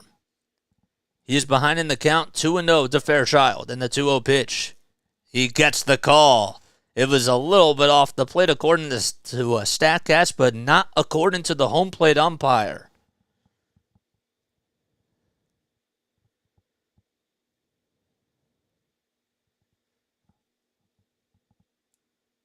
And the next pitch. That's outside and low for ball 3. I was a little confused because I was like, NBC didn't update that correctly, and now they got it correct. So it was downstairs and low the next pitch, and it's now a 3-1 count. 2 outs in the top of the ninth. Myers over at second. The Phillies lead 5-2. The 3-1 pitch is down low and outside for ball 4.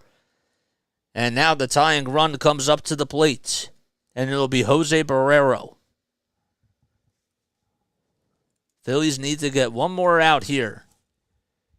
They're up 5-2 in the top of the ninth. They took the lead in the bottom of the seventh on a 2-run home run by JT Realmuto and then added on to their lead on a pinch hit solo home run by Edmundo Sosa in the bottom of the 8th inning.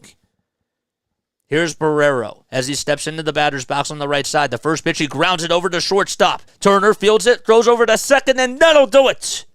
And the Phillies win by a final score of 5-2.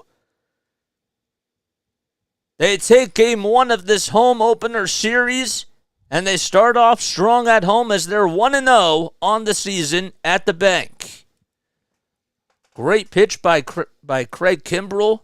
Barrero just grounded into a fielder's choice, and Turner fielded it on the hop, threw over to second base to Bryson Stott to get the final out of the game. There's Trey Turner, Craig Kimbrell, getting smiles all around from everybody on this Phillies team. He got himself into a little bit of a jam, but he worked his way out of it. And that'll do it for this game. Player of the game, you got to give it to JT Realmuto. Realmuto was absolutely sensational. He threw out a runner over at second base early on in the game and also gave the Phillies a 2-run lead on a 2-run home run in the bottom of the 7th inning. We in Cincinnati taking pride in joking about the Reds. So, look, that's going to wrap things up here. JT also went 2 for 4 on the day. Forgot to mention that. But Phillies will play again tomorrow afternoon. We'll be on the call for that one. And we'll also be back on for tonight's 76ers game as they take on the Atlanta Hawks. In case you're new to my channel, make sure you like, make sure you subscribe as always. Don't forget to hit the notification bell icon too, so that way you know when I either go live for a Phillies game, go live for a Sixers game, and make sure that you give your boy JJ some love and support. You guys are the best. I love you all so much. We'll be back at it at 7:30 p.m. tonight, Eastern Time. So hopefully I'll see you guys there for the Sixers-Hawks game. And if not, if you guys are coming back tomorrow afternoon for another Phillies game, I'll be on for that one too. 4:05 p.m. Eastern Time is the start time for that. And I will catch you all on the next one. So long, farewell, and have a great rest of your afternoon. Peace out.